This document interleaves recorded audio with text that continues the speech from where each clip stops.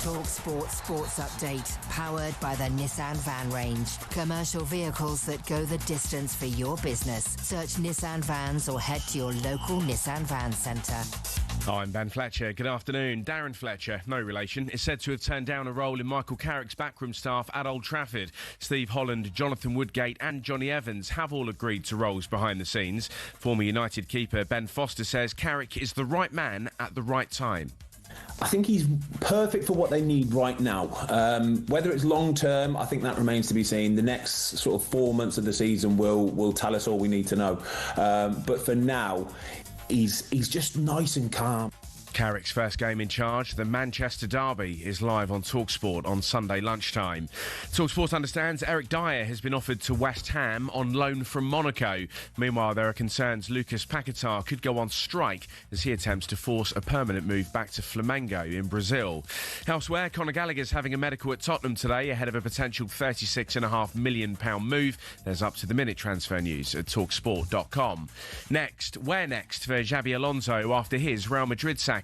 He's expressed a desire to work at Liverpool one day. Spanish football expert Graham Hunter's told talkSPORT Alonso would be on any Premier League club shortlist.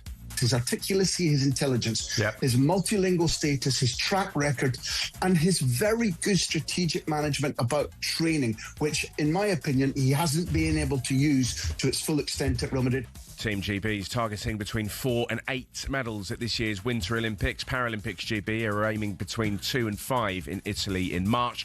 And Moses Atoma's heavyweight fight against Jermaine Franklin's been postponed until the 28th of March.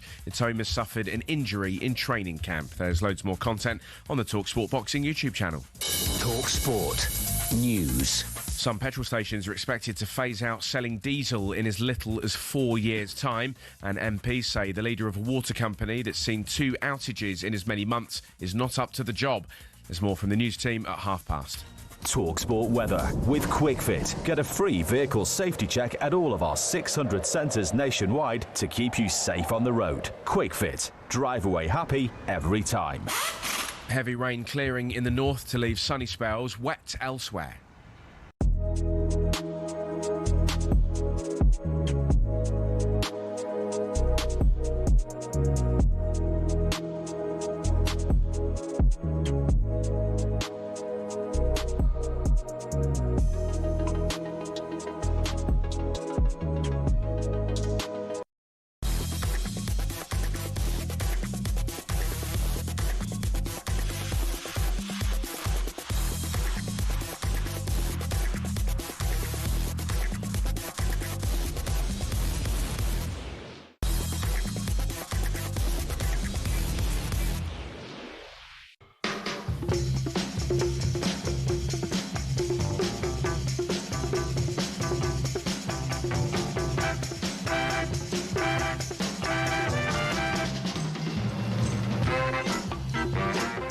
This is Paul Hawksbee and Andy Jacobs with you through until 4 here on talkSPORT. Where this afternoon, Andy, please tell us.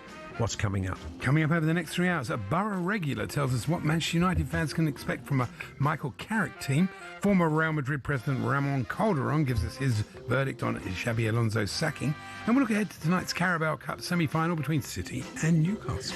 We're also after your suggestions for jazzing up the Beebs Wimbledon coverage. And boxing coach Don Charles will be popping into the studio. There's all this plus the day's big transfer stories. Former Wales back row Richard Parkes reveals why he was in Antarctica with Hollywood's Will Smith.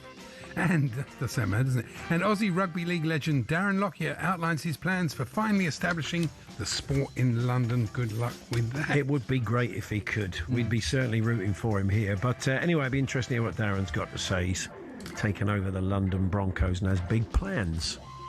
But it is 6 minutes past 1. Good afternoon, everyone. Good afternoon, Andy. Good afternoon, everyone. I'm fascinated by the All England Club.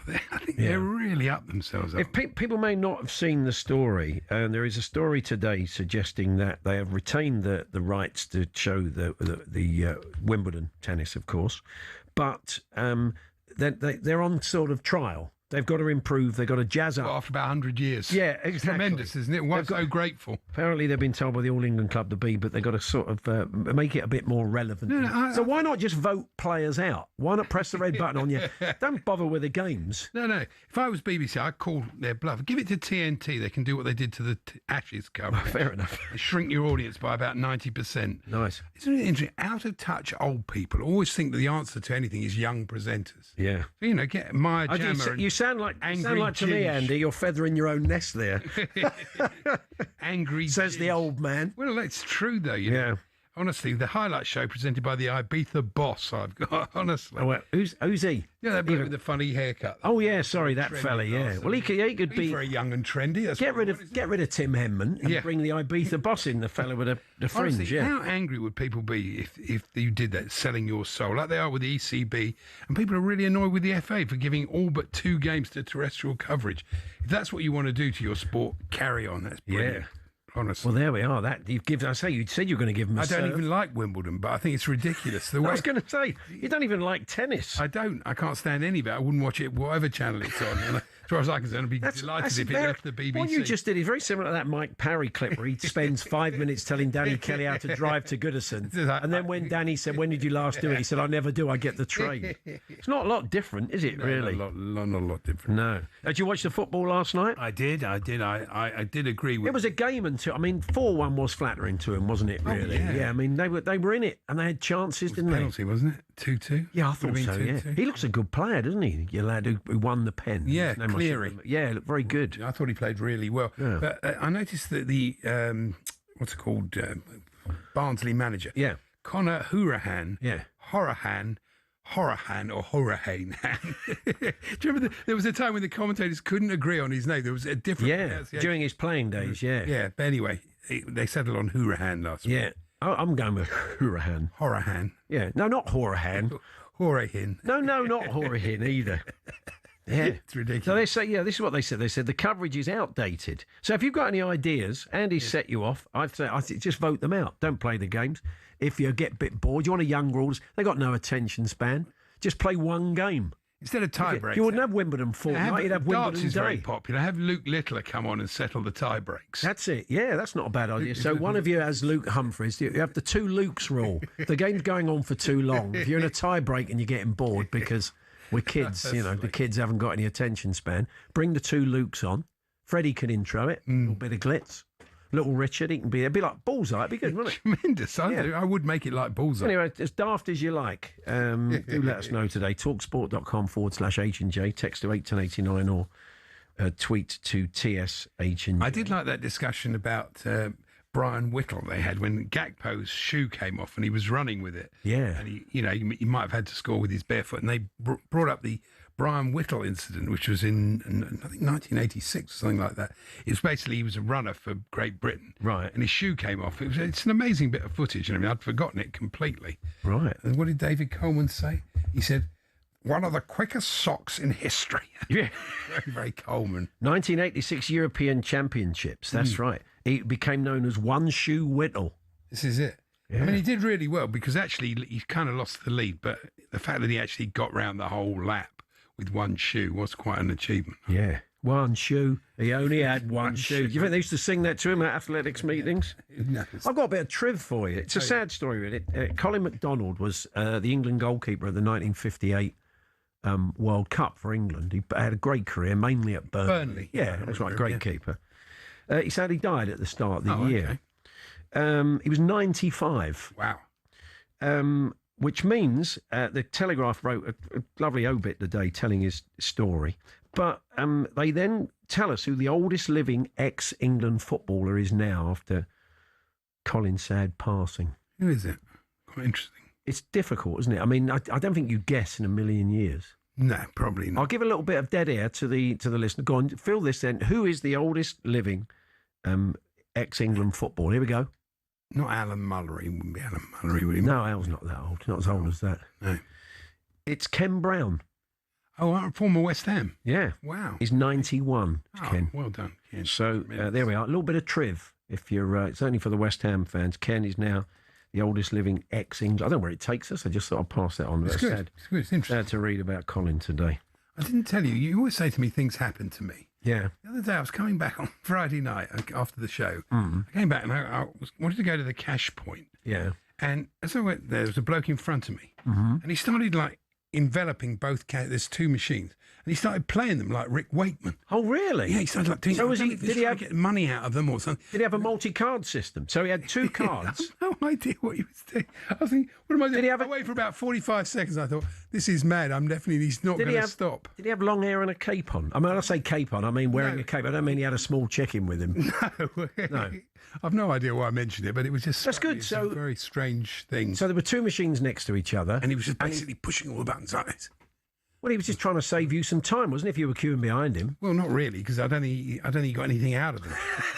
Do you think he was aimlessly pressing buttons here if he could find the magic number? He was trying. Yes, I think he had a card in there, and he thought. I reckon he found a card. Yeah. And he thought, I'll try some random numbers. We obviously found more than one card. Maybe he found two cards, and he thought, I'll put them both in and find some random numbers. It didn't work anyway.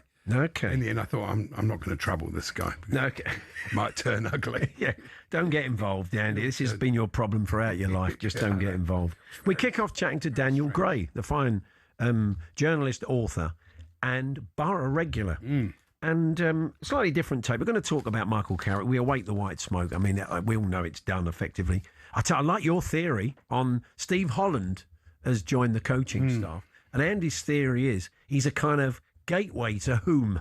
Sir Gareth Southgate. Steve was his Gareth's assistant, of course, during his time at England. So you think he is the gateway? I just think it's a very strange idea by United because you're basically writing off the season. You know, because you know what footballers are like. When there's an interim bloke, whenever they think the manager isn't going to be there next season, they just don't put it. Maybe they will, but generally they don't. I mean, who could they have got now, though, realistically, at the moment? Who'd you go and get? Well, you know, I would have maybe tried for Sir Gareth. Well, it doesn't sound like they're... I still think... who knows? I mean, they've now got... There's another player in town, isn't there? Although I'd be surprised if Xavi Alonso wants to walk into that, having walked out of Real Madrid. And he's also ex-Liverpool. Big Liverpool. That's right. I can't see that. Ramon Calderon's going to join us a little bit later. And it wasn't a massive shock when we heard that Xavi Alonso had gone. Certainly after that sort of display of Mbappe-led player power after the cup game at the weekend. We're going to approach this from a couple of different angles. We'll be chatting later on to Julian Laurent and looking at Mbappe's role in everything that went on. The other story is the coming force in French football is Paris FC. There's a few stories today. They're trying to get Mathys Tel out of Spurs in this window, although Tottenham would be absolutely mad to let him go. But they beat PSG in the cup last night, and we'll talk about they're owned by the richest man in France. Mm-hmm. So, having a really quite strong force. They've been promoted. And Jules will tell us a bit more about that. Villa fans will find out more about your new 17-year-old signing as well, who's come from Metz. Don Charles is popping in. We're talking rugby league with the great Darren Lockyer, formerly of the Brisbane Broncos, now heading up the consortium for the London Broncos, looking to make them a force in London. And as I said, Andy and I are both Londoners and rugby league fans. We'd love it to happen, but a lot of people have tried, so we'll find out from Darren what he plans to do differently. That's all to come. We'll kick off, though, chatting Borough and really Michael Carrick and what he will bring to Manchester United in the style of football, etc. We're Daniel Gray. We're here with our good friends at Tool Station. Stay one step ahead, whatever the job. Next stop, Tool Station.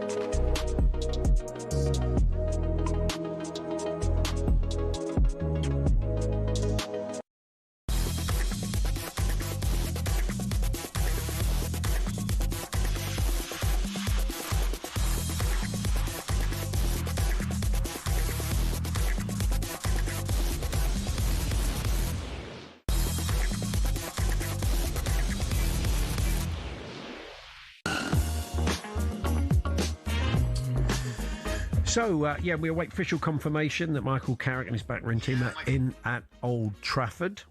But we thought we'd get a Borough angle on it. I was reading a little piece in The Sun today.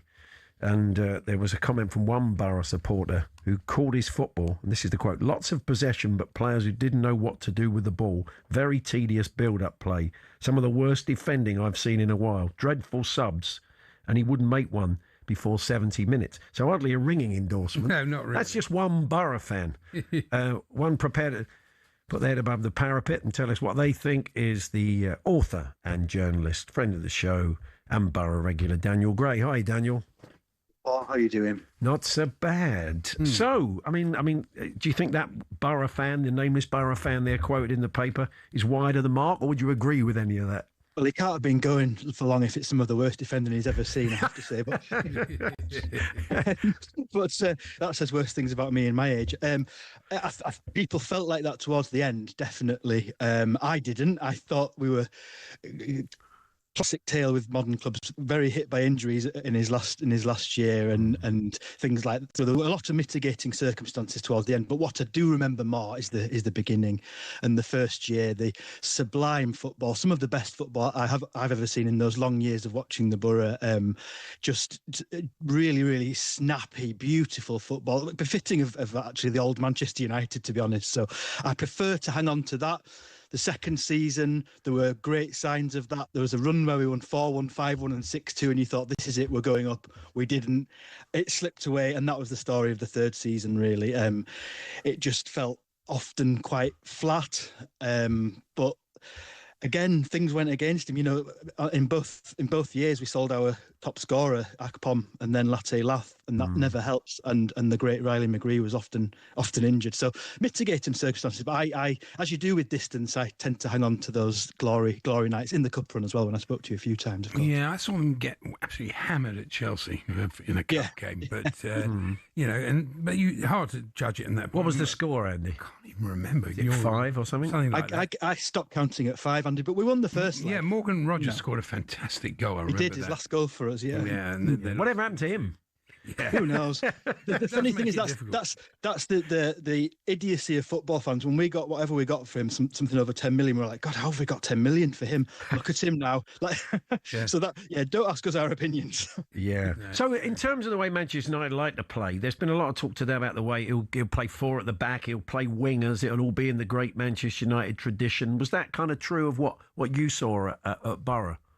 No, it changed, but the great criticism of him was that he didn't change enough within games and wouldn't change his system. So we played various formations. Whoever was fit that week, it felt like that by the end. But there was definitely it was rigid. The football was, he was quite rigid, and the football became quite passive and rigid. You know, in those last few months as well.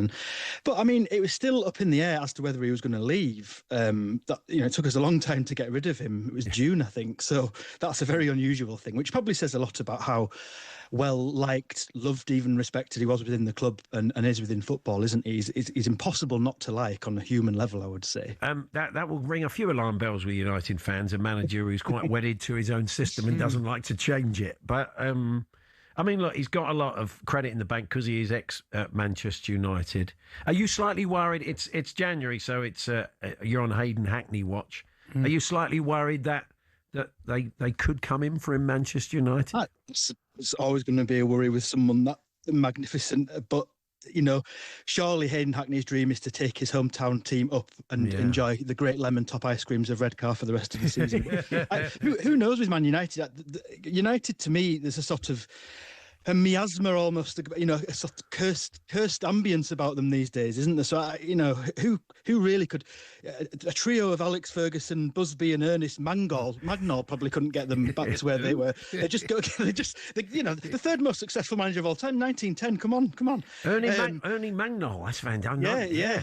There you are. Every day's a school. Big Ernie. So it's that cyclical thing, isn't it? They remind me of Liverpool in the 90s and watching their decline, just to depress them further. My basic answer is, who really can get them back up there? I don't know. Yeah. I don't know. I'm not a fan of interims. I think the players never react well to that.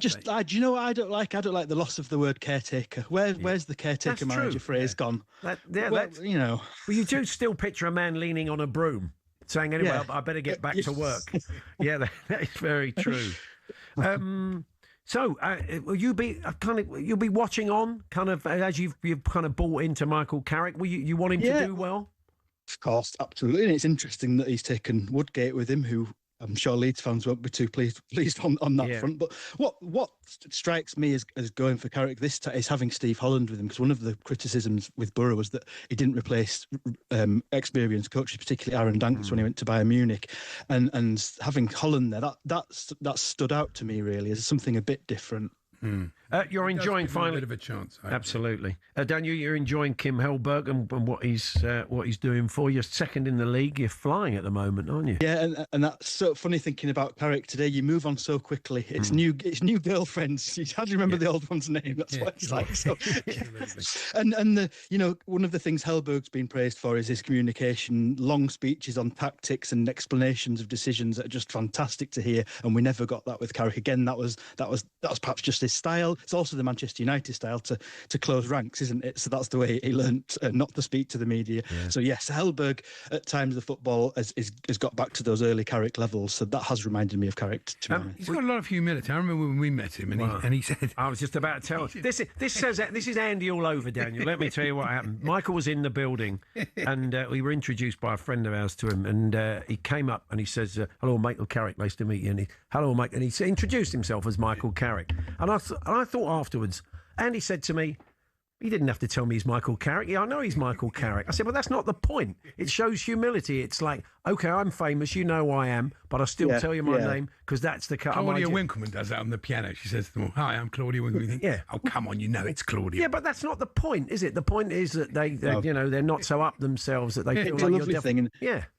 I think if you want to really get to watch a lovely thing about Michael Carrick, he made it CBBC made it when he was 10 or 11. You can still find it online. It's a video of him playing for Wallsend Boys Club, and it talks all about his love of football and Mark Hottiger and that era of Newcastle players. And that really gets back to the core of what made him into what he is now, that still says his name to Andy. I loved it. I loved him at Spurs, and I couldn't believe when they let him go. But anyway, you're working on a new book, Daniel. When we likely to see it? Just tell us a bit more. In the autumn. Yeah, I'm writing a book about football fanzines. So too much the glory days of the 80s and 90s, and telling the history of football in that time through the fans' eyes. So that should be out towards the back end of the year if I finally finish it in the next week or so. Brilliant. Will he let you crack on? Cheers, Daniel. All the best.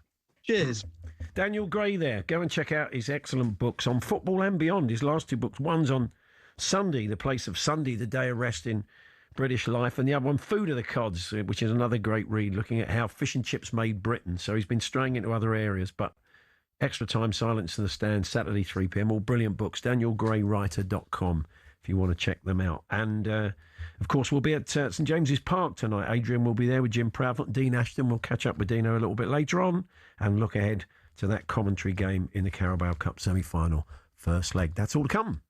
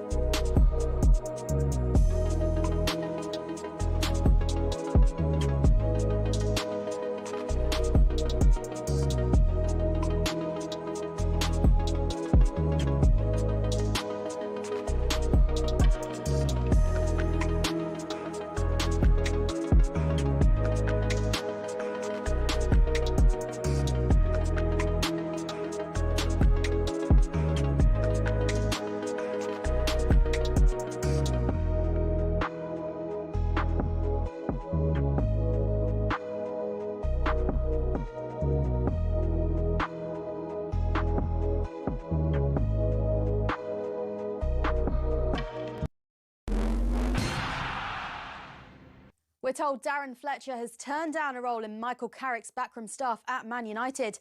Here's former United keeper Ben Foster on Carrick's appointment as Man United interim. I think he's perfect for what they need right now. Whether it's long term, I think that remains to be seen. The next sort of 4 months of the season will tell us all we need to know.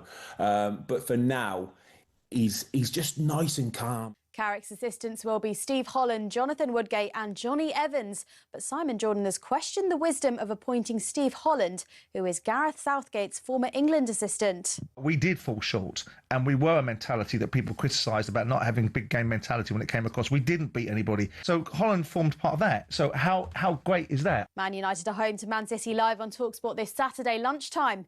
Elsewhere, we understand Eric Dyer has been offered to West Ham, who are considering the loan. Dyer is under contract at Monaco till 2028. And we're told Xabi Alonso will be a top 3 managerial candidate for any Premier League club after parting ways with Real Madrid. But Spanish football expert Graham Hunter says one place Alonso would not go is Chelsea. He saw exactly what Maresca has suffered.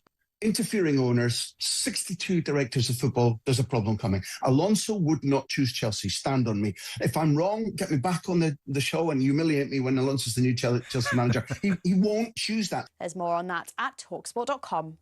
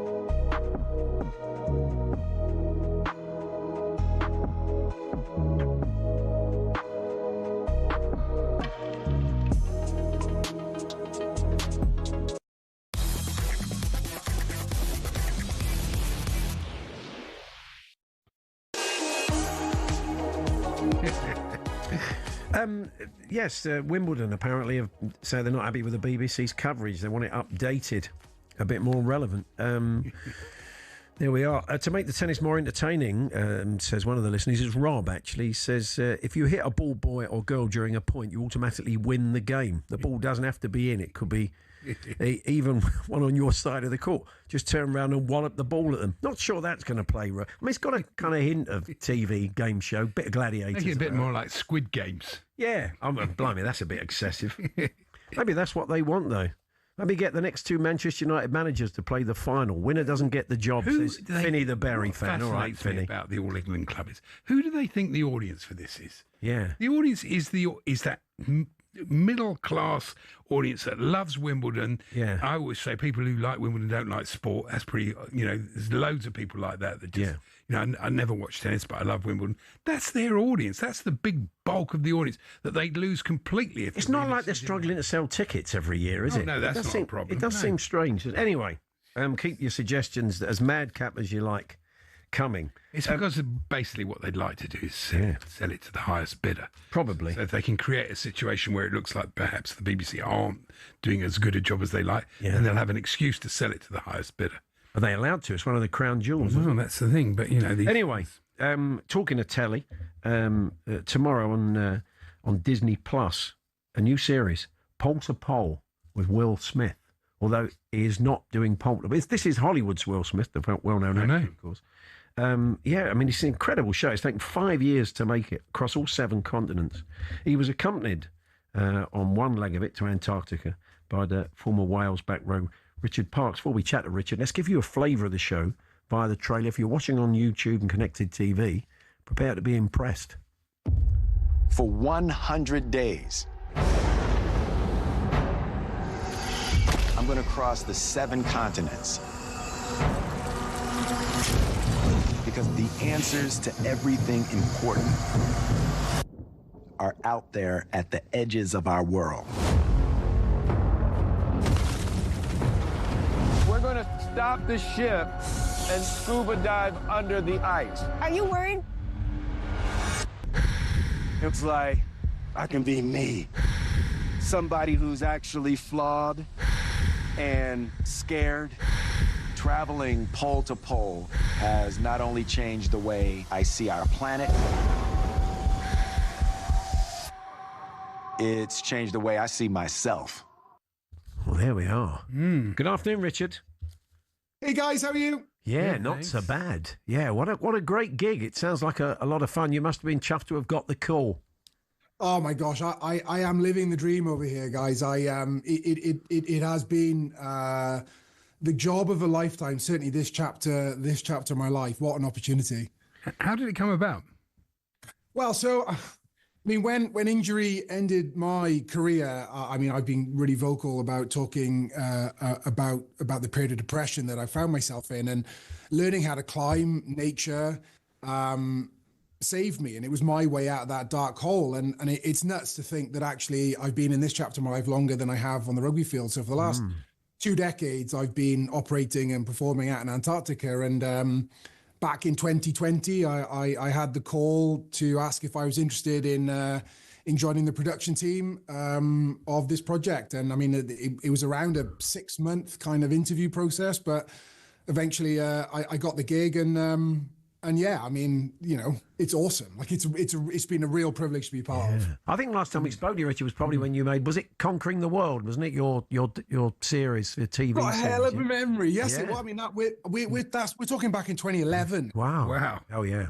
He has got a very good memory. Yeah. I remember chatting to you about it. I wouldn't remember it was last week. No, Andy's memory's faded. He could do with climbing a mountain. Really. We have to ask this because Will Smith is a pretty controversial figure after the Oscar slap, which, you know, he got a pile on, perhaps deserved or not, who knows. But was this commissioned after that or before that? I mean, because it looks quite cathartic for him, this whole experience. So I mean, listen, I don't know the answer to that. My understanding was that it was probably commissioned before that, and we shot it actually the Antarctic episode 1. I mean, it took 3 years just to coordinate all the logistics to actually get us on the continent. At the time, we were due to shoot in 2021, but there were some complications, which meant we had to shut down the shoot because of Will's filming schedule overrunning. So we actually got on the ice and filmed in December 2022. But I mean, listen, right? You know, we've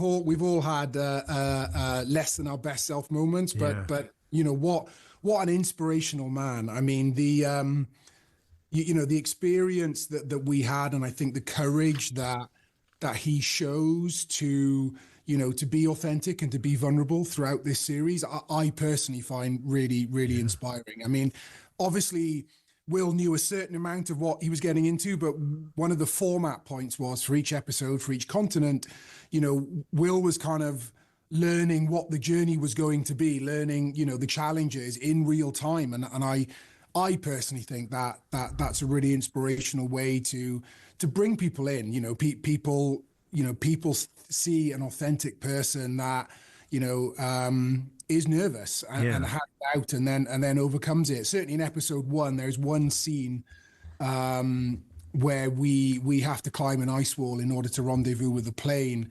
and there was a genuine moment where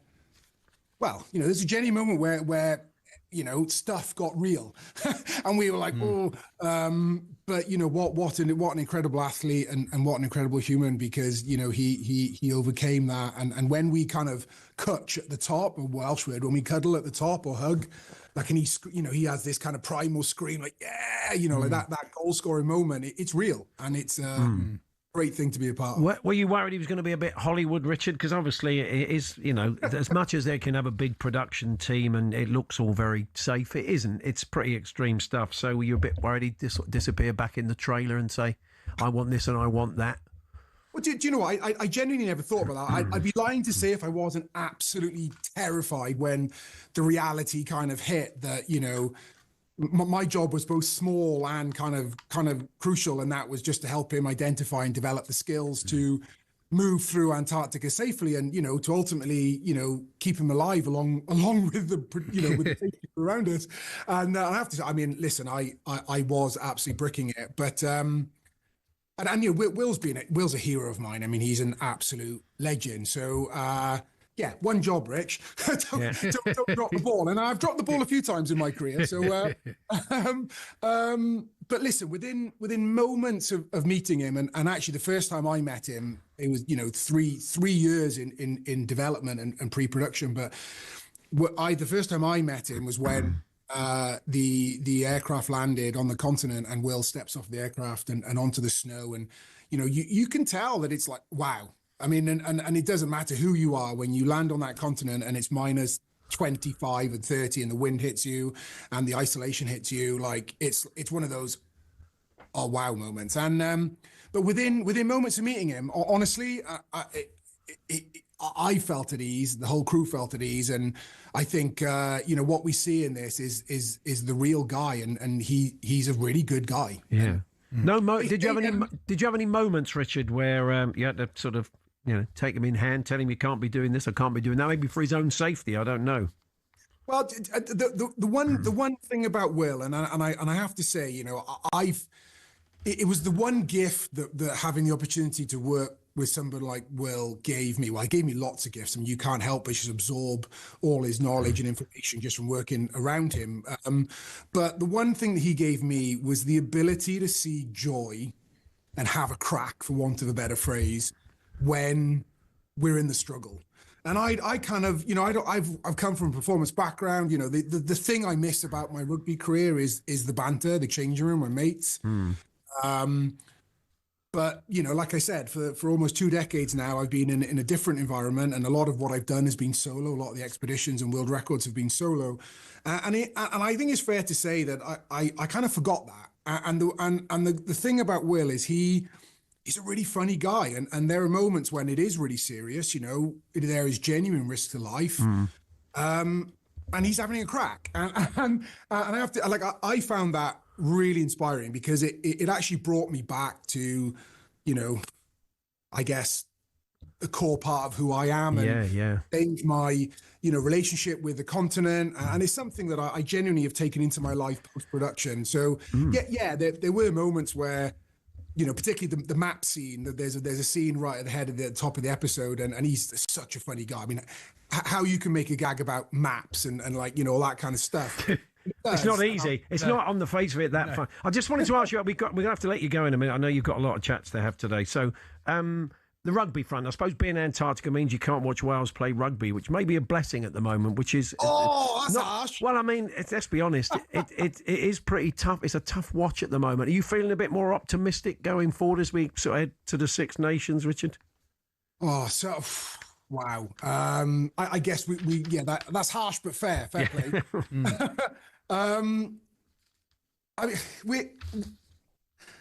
Listen, I think Welsh rugby is in an existential crisis, and I think we've been there for a couple of years, if I'm being honest. I just think, we've had the ability to gloss over it at various times with a successful national team. We have been in a transition for a while, and it's scary, for somebody who loves rugby, for somebody who has grown up with rugby and whose son plays rugby. I want my son to inherit the same game that I experienced, and it's precarious. Yeah, we can't sugarcoat that, and I think, I'm concerned because there's a lot of talk around what the professional team looks like in Wales, what the structure of the game looks like. There doesn't seem to be a lot of talk around what actually the grassroots look like. What, how do we sustain the grassroots of the game to develop the players, to enter into the pathways that, are being talked about. And, there are clubs in Wales that genuinely struggle to heat the water. So players are showering with in cold showers, and there are clubs that are closing, during the week and only opening on Fridays and Saturdays. I'm scared. But no, understandably. There is a but, and I got to finish it. There is a but. I am hopeful, and we are hopeful. You know, I think, you know, the transition through Matt Sherratt and now Steve Tandy, like, I feel like we've got good stewards at the national level. You know, I know there's a lot of work being done to connect the elite level with the grassroots level, and I am hopeful. We're always optimistic and hopeful in Wales, but I can't help but think it's going to be a tough Six Nations. Yeah, absolutely. Richard, good to talk to you. All the best with Pole to Pole. Thanks very much. Thanks for having me, guys. Cheers. Richard Parkes there. It's on Disney Plus. Starts tomorrow. National Geographic in the UK. 7-part docuseries with Will Smith, Richard, featuring in the Antarctic one. We're going to talk racing next. And in light of the kind of Wimbledon conversation we've been having today, this is a kind of similar story in the world of racing, which I think we've been seeing sort of bits of anyway. But anyway, we'll be joined by Dominic Matcham from Invades. He's putting on some special Friday night racing events, Friday Night Live. I think last week they had problems at Wolverhampton because of the weather. But Dominic will explain what he's looking to do in the world of racing. And that's coming up shortly. We're here with Tool Station. Pick up your wet weather essentials today. Next stop, Tool Station.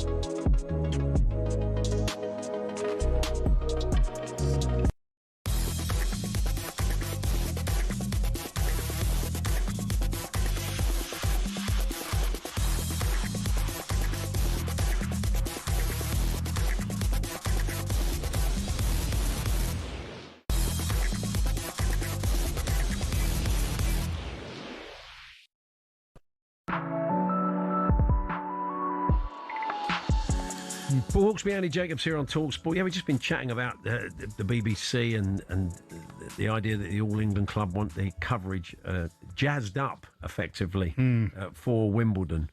We're going to tell you about something that's going on in racing at the moment. It's called Friday Night Live, Under the Lights Racing. And it's a tie-up with ITV and Sky Sports Racing. And the man behind it, Dom Matcham, has joined us in the studio. Hi, Dom. Very well, thank you. Yeah, good to see you. Thanks so, for look, having me on. tell us a little bit about the concept and how it came about and your sort of why you wanted to do it. So Friday Night Live is a series of 6 races on the all-weather. We've recently we've sort of merged with Arena Racing, so they've become investors in our business, and we really thought we're looking at sort of new initiatives, both creating a TV product and a good in-person product, and it was meant to kick off last Friday, but the weather did for you, or Wolverhampton, yeah. Weather, big snowstorm stopped the first one, but we are gearing up for the 6th of February at Newcastle, right? And we're expecting around 5,000 people. But so, what is it? Is it an effort to bring a new audience across the board, or a younger audience? What are you looking to do? We're looking to bring a newer, younger audience into racing and into the sport. People who probably haven't been before.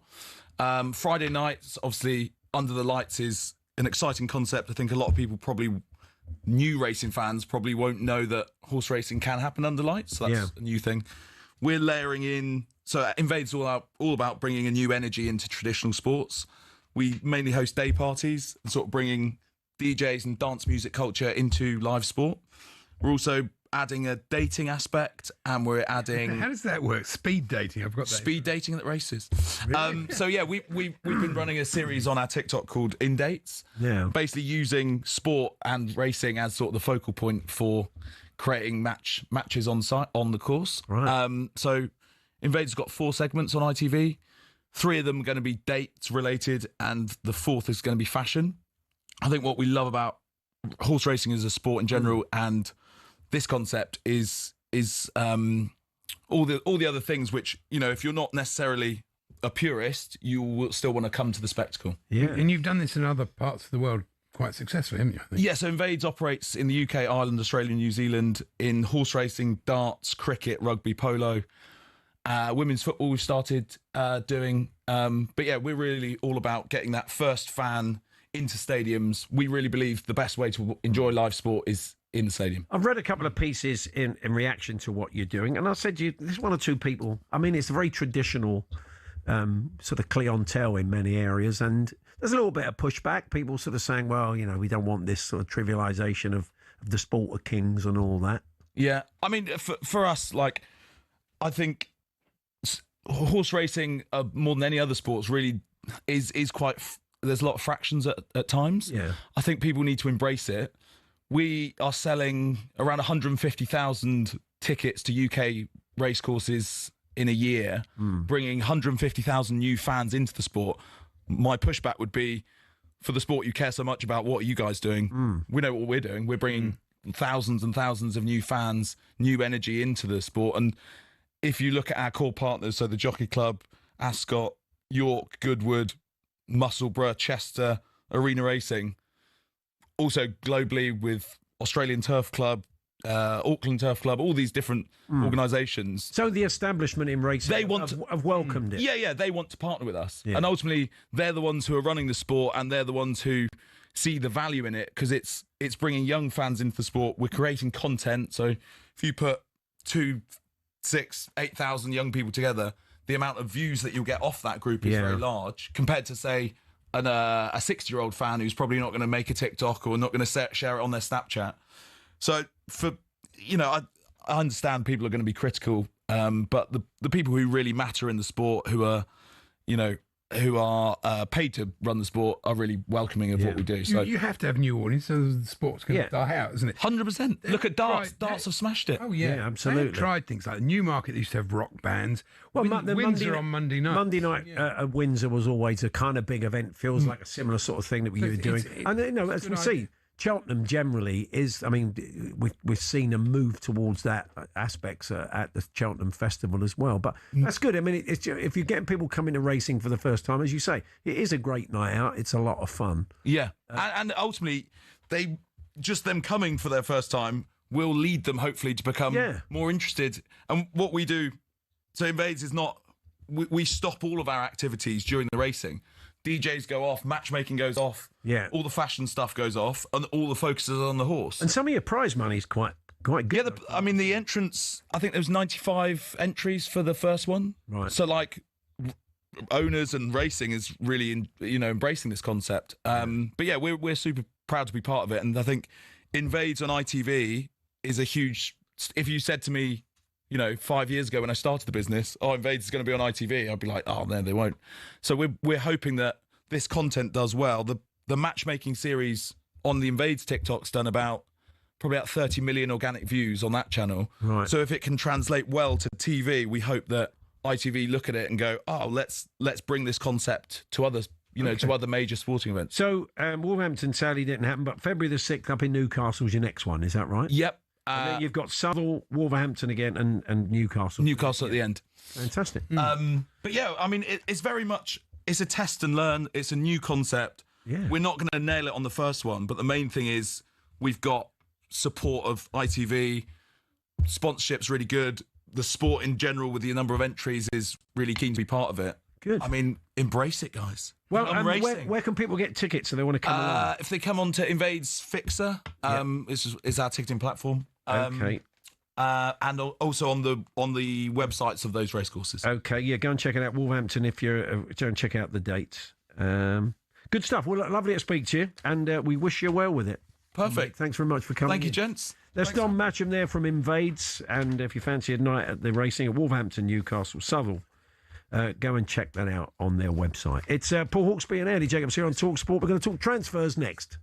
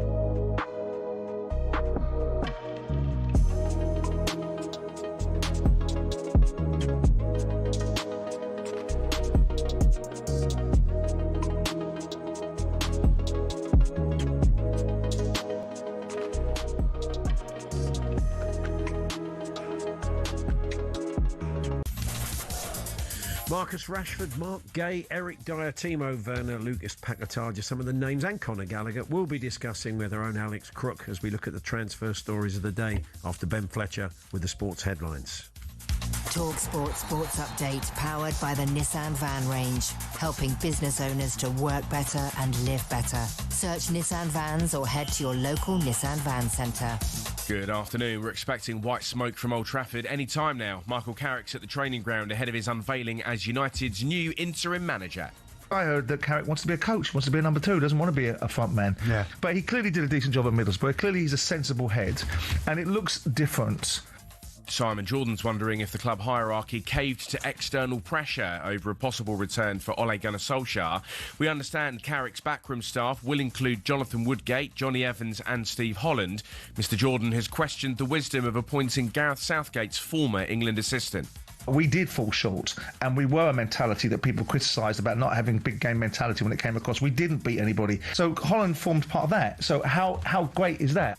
Manchester United are at home to Manchester City, live on talkSPORT this Saturday lunchtime. We're told Eric Dyer has been offered to West Ham, who are considering the loan. Dyer's under contract at Monaco until 2028. In the meantime, there are fears Lucas Paquetá could try and do an Isak and force his way out of the club. He's thought to want to move back to Flamengo. And talkSPORT are told Xabi Alonso will be a top 3 managerial candidate for any Premier League club. But Spanish football expert Graham Hunter says one place Alonso wouldn't go is Chelsea. Why is that then? Interfering owners, 62 directors of football, there's a problem coming. Alonso would not choose Chelsea. Stand on me. If I'm wrong, get me back on the show and humiliate me when Alonso's the new Chelsea manager. He won't choose that. And Moses Atoma's suffered an injury in training camp. It means his heavyweight bout with Jermaine Franklin's been postponed until March the 28th. There's plenty more content on the talkSPORT Boxing YouTube channel. talkSPORT News. The final stages of the Hillsborough law will be delayed until next week, and a man's been jailed for 13 and a half years for running over a mum of 3 during a police chase. There's more from the news team at past. talkSPORT weather with QuickFit. Whatever the weather, our range of services is longer than the queue at the Chippy on a Friday night. Tyres, MOTs, brakes and more. Book today at quickfit.com. Heavy rain clearing in the north to leave sunny spells elsewhere. Wet for most of the country this afternoon.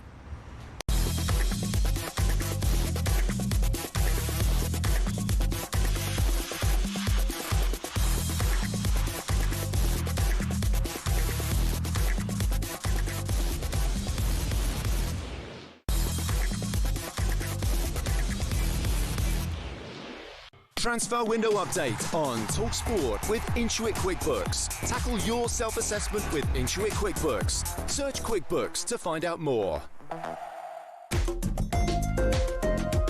Coming up in the second hour this afternoon, Julien Laurent, French football expert, will join us to talk about PSG being knocked out of the Cup by their Paris neighbours and the relevance of that. Kylian Mbappe's role in Xabi Alonso's dismissal. Don Charles popping in, the boxing trainer. And the Broncos legend, Brisbane Broncos legend, Darren Lockyer joins us. He's now part of the London Broncos consortium and wants to establish rugby league as a sport in London. It's been tried a lot and it's never worked really. So what's Darren going to do differently? We'll find out a little bit later on. Before that, though, with Intuit QuickBooks time, we look at the transfer stories of the day. Crookie's notebook is out, so Alex Crook joins us. Hi, Alex. Afternoon, guys. Let's start with Xabi Alonso. I imagine he's fairly burnt by what's gone on in his time at Real Madrid, but, you know, he will be a man in demand, but I do get the sense that he might want a few months off to lick his wounds. I don't think he's going to be thrown back into a club anytime soon. No, I think when you leave a juggernaut like Real Madrid, you need a bit of time to take stock. His record wasn't actually that bad, was it? It was 6 defeats in all competitions, but better than anybody else's in recent history, all right?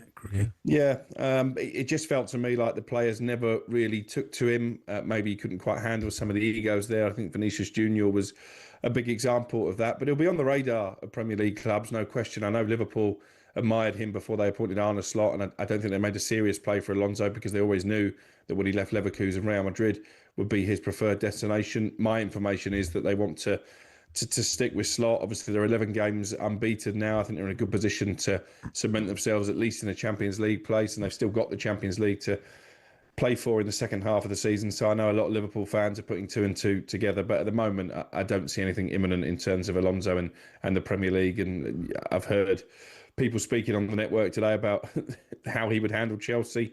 Alonso, I was going to mention Manchester United to you because he may just feel, I don't want to go back into that again. I don't want to go back into like world's biggest club, and not necessarily the pressures, but all the mayhem around it. I mean, he made his name at Leverkusen where he was able to mould and shape a team and give them freedom. These sort of, mega jobs like that, he may just lump in a club like United with Real Madrid.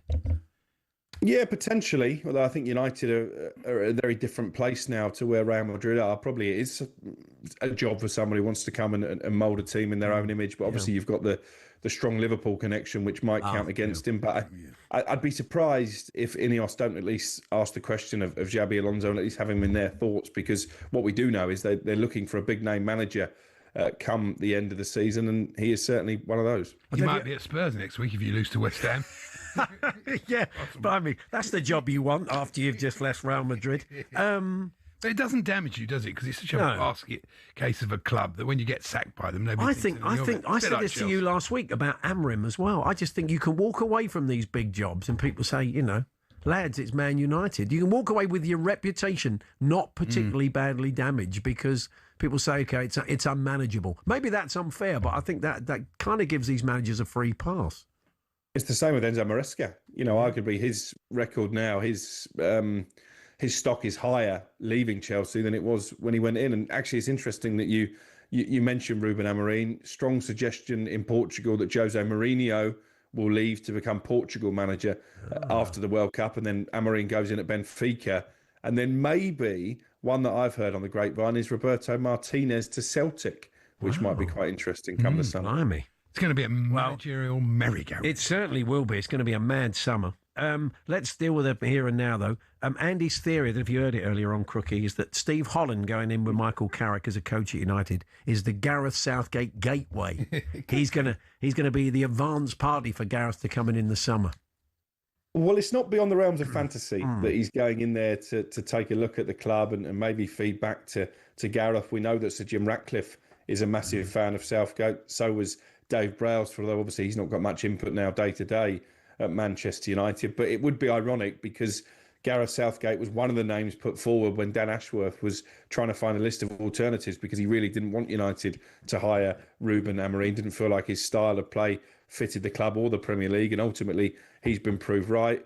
So, yeah, I wouldn't count against it. I think there is a little element of conspiracy there to it. But I actually think in the short term, this is a good appointment that Michael Carrick has made, because obviously Jonathan Woodgate, who he knows well, is coming in. You've got Johnny Evans, his former teammate there as well. But having a voice that he's not worked with before, someone who can offer a different opinion to his inner circle, and someone with a coaching pedigree and the reputation that Steve Holland has, I think actually that makes a lot of sense for Manchester United and for Michael You just Carrick. wonder the effect on the players when they know that the bloke that's managing them isn't going to be there next season. I just always think that never quite works, but we'll wait and see. Well, no, sometimes, you look at Ole Gunnar Solskjaer as a caretaker. Yeah. He did so well, they gave him the job full time. So that's the other danger, of course, where you're caught between a rock and a hard place when you're appointing a new manager. Conor Gallagher's the big transfer story of the day. And I've been seeing a load of to and fro on social media between Tottenham and Villa fans, Spurs fans saying, oh, we've got our man, Villa fans saying, well, if he's got that little ambition that he'll go to you instead of us, good luck with it. But the bottom line is, it strikes me, Crookie, is that Villa would have liked him, but they've got a very, very good midfield, as they proved against our midfield the other day. He may not get starts. Also, the sort of deal they were able to put together wasn't quite as attractive as Tottenham's. Tottenham are desperate to get somebody in that midfield, so they did a very different deal. It wasn't a loan with a view to buying. They bought him, which is obviously attractive for Atletico as well. And he's got a home in London, and he's probably his friends. So I just think it's a circumstance situation.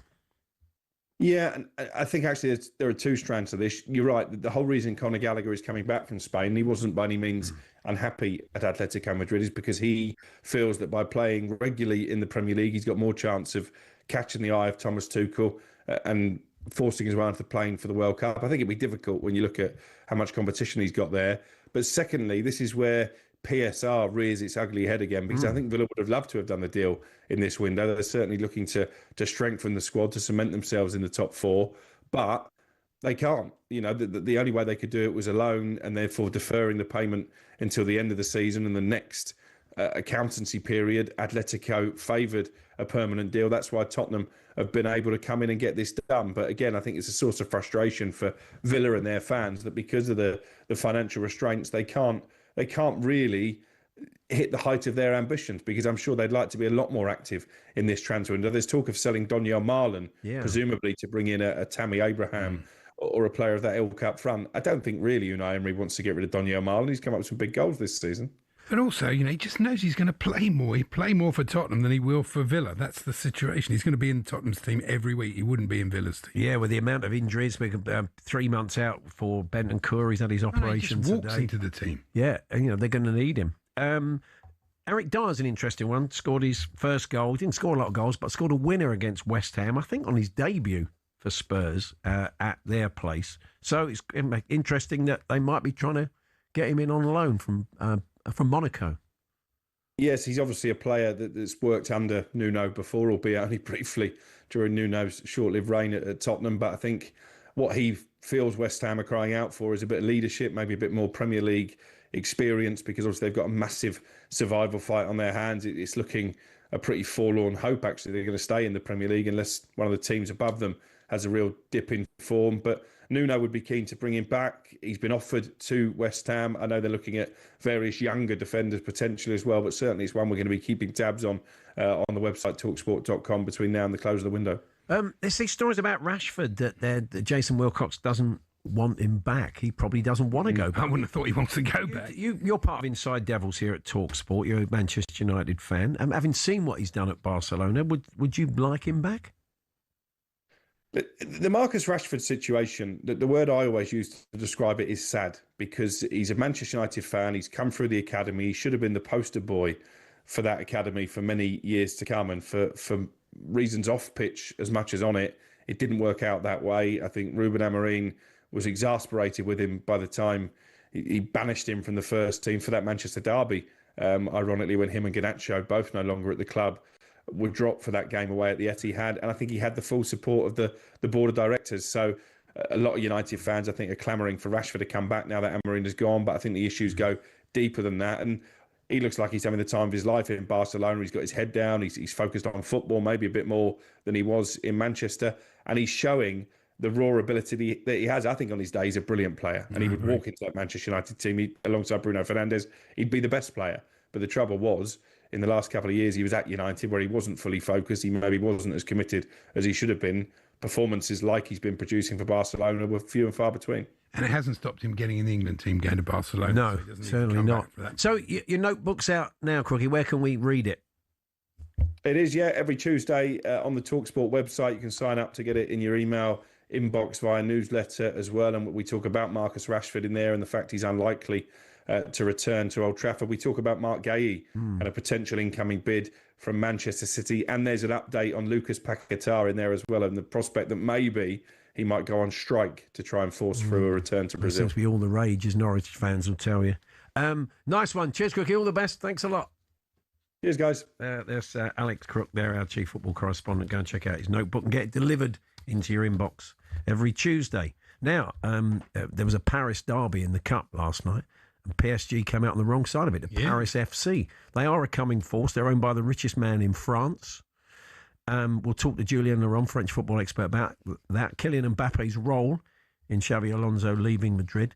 And on the Madrid front, the former president, no less, Ramon Calderon's going to join us for a chat to give us his considered opinion on what's gone on at the club he loves. That's coming up later. We're here with the good friends at Toolstation.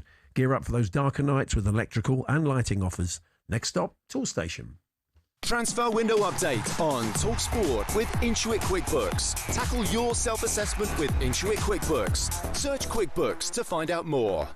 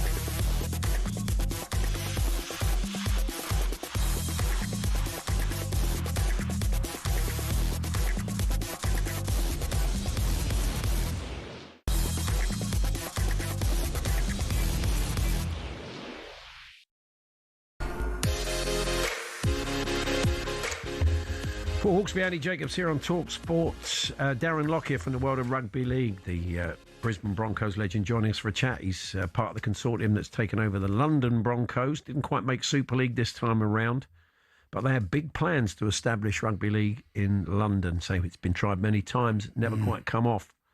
But Darren's going to tell us his plans later. Before that, a real Paris ding-dong in the French Cup. And Paris FC, the coming force, knocked PSG out. I'm sure still in floods of tears is French football expert Julien Laurent. Hi, Jules. Hello, boys. It's a funny cup. The French Cup, we've often seen like lower league sides get to the final and odd results and stuff. But this felt kind of more significant simply because Paris FC, as we said, are a coming force. The Arnaud family own them now. They're pumping money into the club. They've got big ambitions. So you're looking over your shoulder a bit, Jules, aren't you? Yeah, it was a big game, Paul. I mean, what's funny is that they met each other the previous weekend in the league and at the Parc des Princes, and PSG won that one. And this was kind of the rematch in the French Cup, like you said. PSG made changes, and rightly so. We had Gonzalo Ramos, starting up front. Beraldo, who never played anymore. At left back, for example, you had Doué and Dembele, Joe Neves on the bench, Nuno Mendes as well. So it was a bit of a B team for PSG, certainly mixed team, and it was one of those smash and grab performances from Paris FC, who had their goalkeeper in amazing form. PSG's expected goals, I think, was almost 2.3 for 0.5 for Paris FC, who scored on one of their two shots on target. Jonathan Ikone, former PSG player, pure product of the PSG academy, Paris born and bred, coming back to the Parc des Princes to score that winner. So it felt special, to be fair, and it's one of those results that I think makes you think that maybe not just now, but in a few years, if things continue like this, Paris FC should be a force in French football. Do they have a big fan base? It's sort of relatively new success, isn't it? Yeah, so it's really funny. I think we said that when the Arnaud family took over. So they are the LVMH owner, so the Louis Vuitton and all that kind of empire, the third richest family in the world. It's just incredible. But the funny thing about the Arnaud family is they are all PSG fans. The son, who is now running Paris FC, or certainly, as an owner, used to be a season ticket holder for many, many years at the Parc des Princes. He still goes to watch PSG now and still supports PSG for every game, apart from the 2 times in a year where Paris FC, his team, his club, will face PSG. So it's quite funny, and it's a derby without so much of the rivalry that we usually are accustomed to when it comes to derbies. Maybe at youth level, you have more of a rivalry between under 15 and under 13 because there are two massive clubs within the Paris area. But at senior level, never really. So it's a bit of that, but they're investing money. They have a decent fan base. Their stadium, which is just across the road from the Parc des Princes, holds 17,000 and often is quite full. But for a long time, you could go and watch Paris FC in the second or third division on Saturday and then go to watch PSG on the Sunday in Ligue 1, for example. They've fought in the women's game too, haven't they? They've been in the Women's Champions League. So. Yeah, that's what we're going to keep an eye on their progress. There's a story today suggesting that they would like to get Mathys Tel on loan, Paris FC, which would, I mean, he's starting to get games for Spurs, which I know has been frustrating for him, but he's starting to show a bit of form and he's getting regular games there on the left. I hope this isn't the case, but what do you understand about this? Yeah, I believe that's true, Paul. I was told the same thing earlier this week, because they're just looking at, they won't spend as much money as they did in the summer, Paris FC, where they spent over 80 million euros. But they need reinforcement because right now they are fighting not to go back down. So I think they are probably 2 worse teams than them, but even to go to the relegation playoff would not be good for them. So their coach, Stéphane Gilly, is a bit under pressure, and they also need more talented players to come in. And I think they looked at Mathys Tel, certainly in the forward positions, they need better players. I agree with you. I thought the last 2 games he was very good for Spurs. I don't understand some of the substitutions that Thomas Frank made at the weekend against Villa in the FA Cup, but that's a different story. But I would want to think that at Spurs, they would want to keep him and try to build on the good things that we saw recently. And for him to be the same, he needs stability now. He moved from Rennes to Bayern Munich when he was really young. I thought the Spurs move made sense for him because the Premier League could be good for his qualities. So I don't think it's the right time for him to leave. No, hopefully it's not the case. Now, the images at the weekend, you kind of sense were the final nail in the coffin for Xabi Alonso in the Spanish Super Cup, where Kylian Mbappe decided to rally all of the players and defy Alonso and giving a guard of honour to Barca who'd won the cup. Yeah, it's not a great look. It wasn't a great look for Alonso. Not a great look for Mbappe either, is it? No, you're right. I think what the Mbappe camp is saying now is that it was not against Xabi Alonso at all what he was doing, and he put a very nice message on social media after the departure of Xabi Alonso. I guess you would do the same by saying how great it was to have been working with him. And let's not forget that Xabi Alonso built a team around Kylian, and Kylian probably kept him in a job for a bit longer with all the goals he scored. But you're right, it's not a good look. They're saying that anybody could have said, let's make the guard of honor, and Kylian didn't feel like it. I think a few players, Rodrigo makes the same gestures like, let's not do that tonight, which was the wrong thing to do. I think you should not be a sore loser. You should lose in more graceful fashion, especially if you're Real Madrid, especially if you're Mbappe, and do the guard of honor like everybody else does. Whatever final it is, even a rubbish level, you tend to do that. So that was the mistake. But again, they're saying it's not against Xabi Alonso. I don't know where. I was told the Xabi Alonso Kylian Mbappe relationship was a good one. That there was nothing in what Kylian Mbappe was thinking for Xabi Alonso not to stay in charge. But you're right, it's not a good look. Just finally for the Villa fans, they signed Brian Maggio from Metz. He's played a few games. He's only 17. He's a forward. He was born in North London, but it could play for Luxembourg or England. I think he's represented both at youth level. What are they getting? What have you made of him? Did you see much of him play, Jules? Yeah, I think it's a great story, Paul, because he made his debut in Ligue 1 16. He just turned 17 literally last week. A huge talent, and again, it's very much the potential right now that they've signed. But it's a player they've signed for quite a lot of money, considering his age.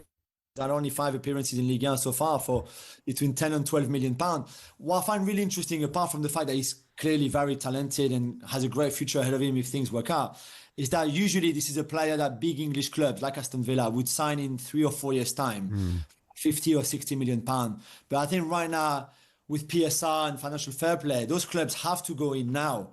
You sign him for 10 million, he might develop into a 50, 60 million pound player. That would be great for Aston Villa. He could be a decent Premier League player, but not more than that, or he could not work out. But you would always find a market for him. The thing is, Villa cannot afford him at 50 or 60 million pound now in 2 or 3 years' time. Yeah. They have to go in now because they will be outpriced. Now they can do that. And I think we will see more and more clubs like Aston Villa doing those kind of moves now, going for a 17, 18-year-old now, for that kind of money, instead of waiting for him to be 20 and go and spend 50 or 70 million pounds on him. So very interesting. Let's see how he develops, but he's got huge potential. Absolutely. Jules, thanks ever so much. Thanks, Jules. Thank you, guys. Cheers. Julian Laurent there, French football expert, looking at some of the big stories from over in France today. We turn to boxing next. We've had a little bit of breaking news in the world of heavyweight boxing, and Don Charles has trained many of the great British heavyweights in recent years. And, Toma Franklin has been delayed, sadly. But anyway, Don's going to pop in for a chat. He's in for Talk Boxing today. He's going to pop in and see us. And then we'll talk a bit of rugby league. And later on, Ramon Calderon, the former president of Real Madrid, will be joining us to tell us what he makes of Xabi Alonso's sacking.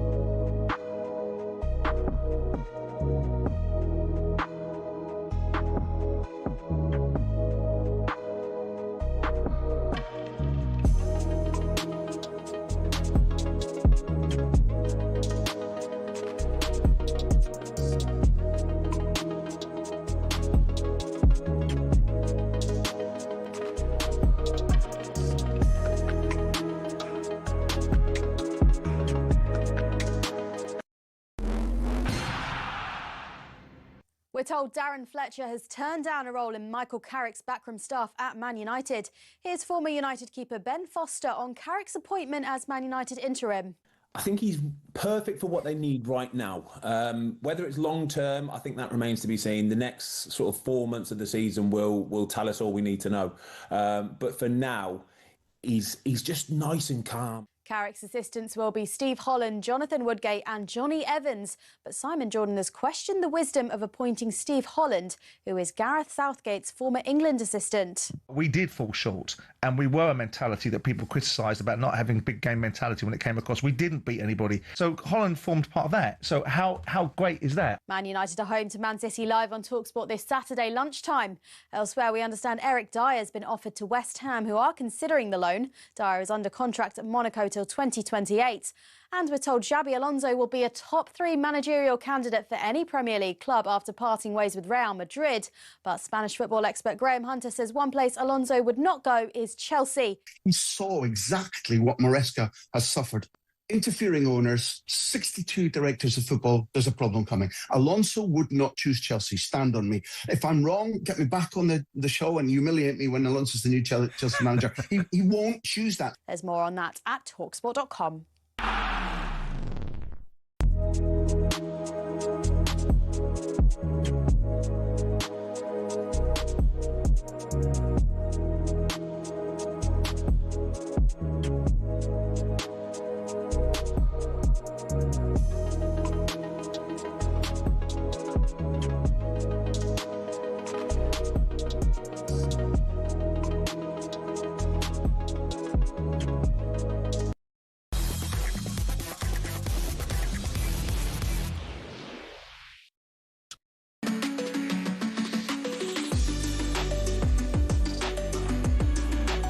Going to look ahead to our commentary game tonight between Newcastle and Manchester City, the Carabao Cup semi-final first leg.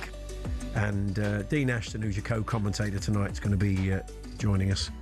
And Ramon Caldon, as we said, joining us in a pretty amazing auction, which you could be part of if you've got a few quid, with some quite incredible Lionel Messi shirts going under the hammer. We'll tell you more about that later on. But first, boxing trainer at the Stars, Don Charles, has popped in. Hello, Dom. Good afternoon, gentlemen, and Happy New Year. And to you. Good to see you. Come in a little closer to the mic. We'll just squeeze you in there. So we've had a little bit of news about Moses Atoma and Franklin. That fight's been delayed, which is, I mean, that must be a difficult thing when you're a trainer and you're working with a fighter, and then they maybe stop a session and they go, something doesn't feel right, and you must, because it can't be an easy call to make because there's so much riding on it. So many people get let down when fights get delayed. Yeah, I've been there as a coach. I've been there a few times in my career with fighters, and it's not, honestly, it's for everybody.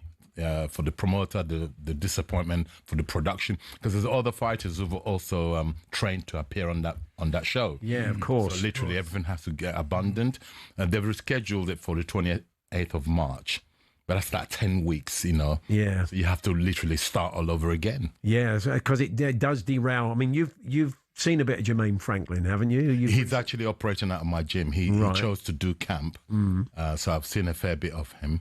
What do you make of him as a fighter? He took Anthony Joshua the distance. Yeah. He took Dylan White the distance. He's a very tricky fighter, very deceptive in his style. I won't elaborate anymore on that. No, okay. It wouldn't be fair. I wouldn't give tips. They're based in my gym. Sure, this camp, and I won't be at liberty to expand on that. No, I understand that. Moses Atoma, though, what do you make of him as a prospect? Whenever I'm asked this question, I always say he's got the X factor, and he is one of the leading for the future.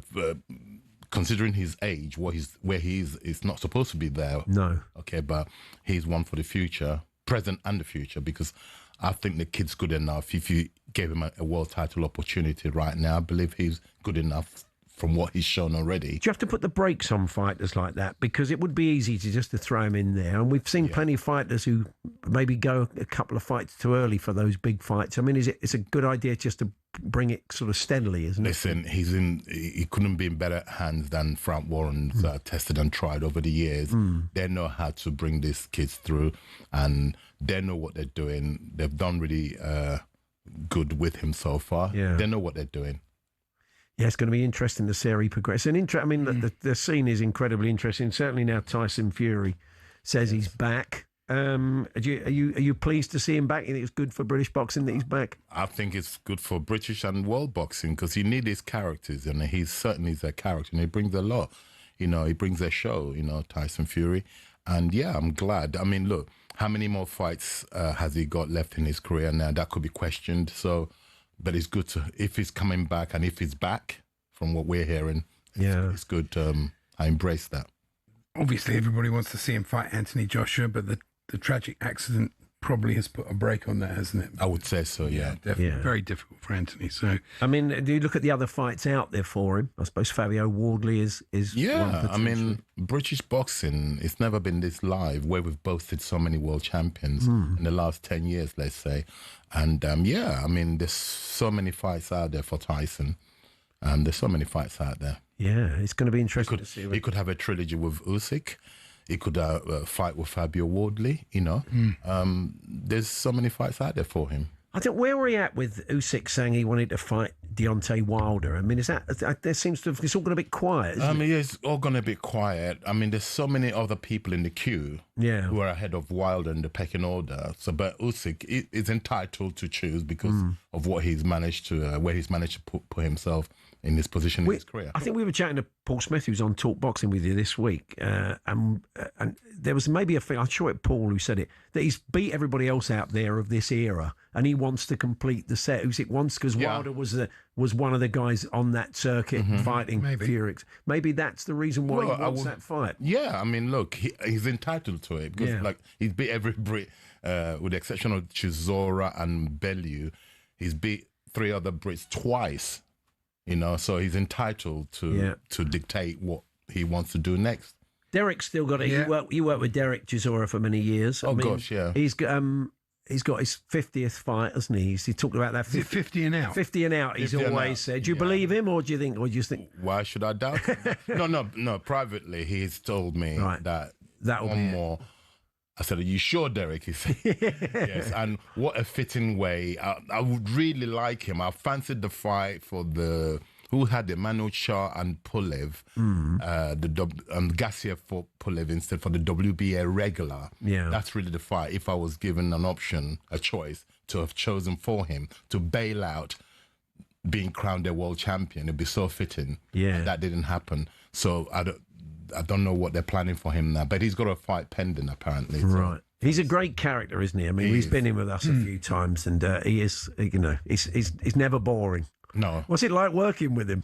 Chisora, he has his difficulties, but he's the fighter you want to be with. He's as hard as nails. I remember going to Germany with this young man where nobody gave him a chance. He fought Vitaly Klitschko, and at the time, Klitschko was brutalizing every opponent. Yeah. And Derek took him the distance. We went there to win, but Derek took him the distance. There's one of the 4th fighter to have taken Vitaly Klitschko the distance. So we'll talk about Daniel Dubois. You were working with him until fairly recently. Is no hard feelings about the way that all ended? No, because all right, it was a sudden impact, sudden ending. One, as a human being, you plan. I planned further to have trained him for a longer period, but it wasn't to be. It's been 6 months ago. I've digested it. Disappointed, granted, but I've digested it and accepted it because I was out in the wilderness prior to his father bringing Daniel to me in the first place. So what we achieved in that 2 years will never be able to take away from me. So I acknowledge and appreciate and I thank him for the time I've spent with him. How do you see his future unfolding? You're not part of it now, but how do you see? He's a young man. He's there, and he will become another world champion given the opportunity. He's that good. He will win another world title. Yeah. Wow. It's as you say, it's a really fascinating time for the heavyweight scene at the moment, isn't it? It's really vibrant. And are you looking to work with other fighters? Are you sort of in talks with other fighters, or? Currently, I have a good, healthy stable. I have the Olympic 2016 Olympic champion in the name of the Frenchman, in the name of Tony Yoka. Oh yes, he's been with me for 18 months now, and he's knocking on the doors. He signed to Queensbury, and we're waiting for a fight for him, a meaningful fight, and he will be, hopefully, given the opportunity, he's good enough to win a world title.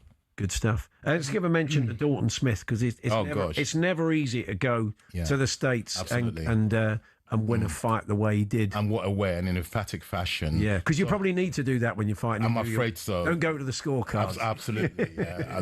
What a way, an emphatic fashion to do it in that way. So glad for him, his father. What a team they are, and I'm so happy, because I know what it's like to win, and in the way he won abroad overseas. I mean, remarkable. They were sort of saying it's one of the great sort of overseas wins, Well, yeah, to go there and do it, because he wasn't on a foreign fancy. soil. Yeah, it's on a foreign soil, and everything is stacked up against you, and to you literally have to grab the horns and take it, and that's what he did. Good stuff. Well, Don, lovely to see you. Thanks for popping in. Thanks for having me. Don's going to be part of the latest edition of Talk Boxing with Simon Jordan, Spencer Oliver, Paul Smith as well. It's out tonight from 8 p.m. over on the talkSPORT Boxing YouTube channel. It's Paul Hawksbee and Andy Jacobs here on talkSPORT. Darren Lockyer joins us, a great player, of course, in the world of rugby league for Brisbane Broncos. He's now heading up the consortium running London Broncos and wants to establish rugby league in London. He'll tell us how he plans to do it shortly. We're here with Toolstation. Get winter ready with heating and insulation essentials. Next stop, Toolstation.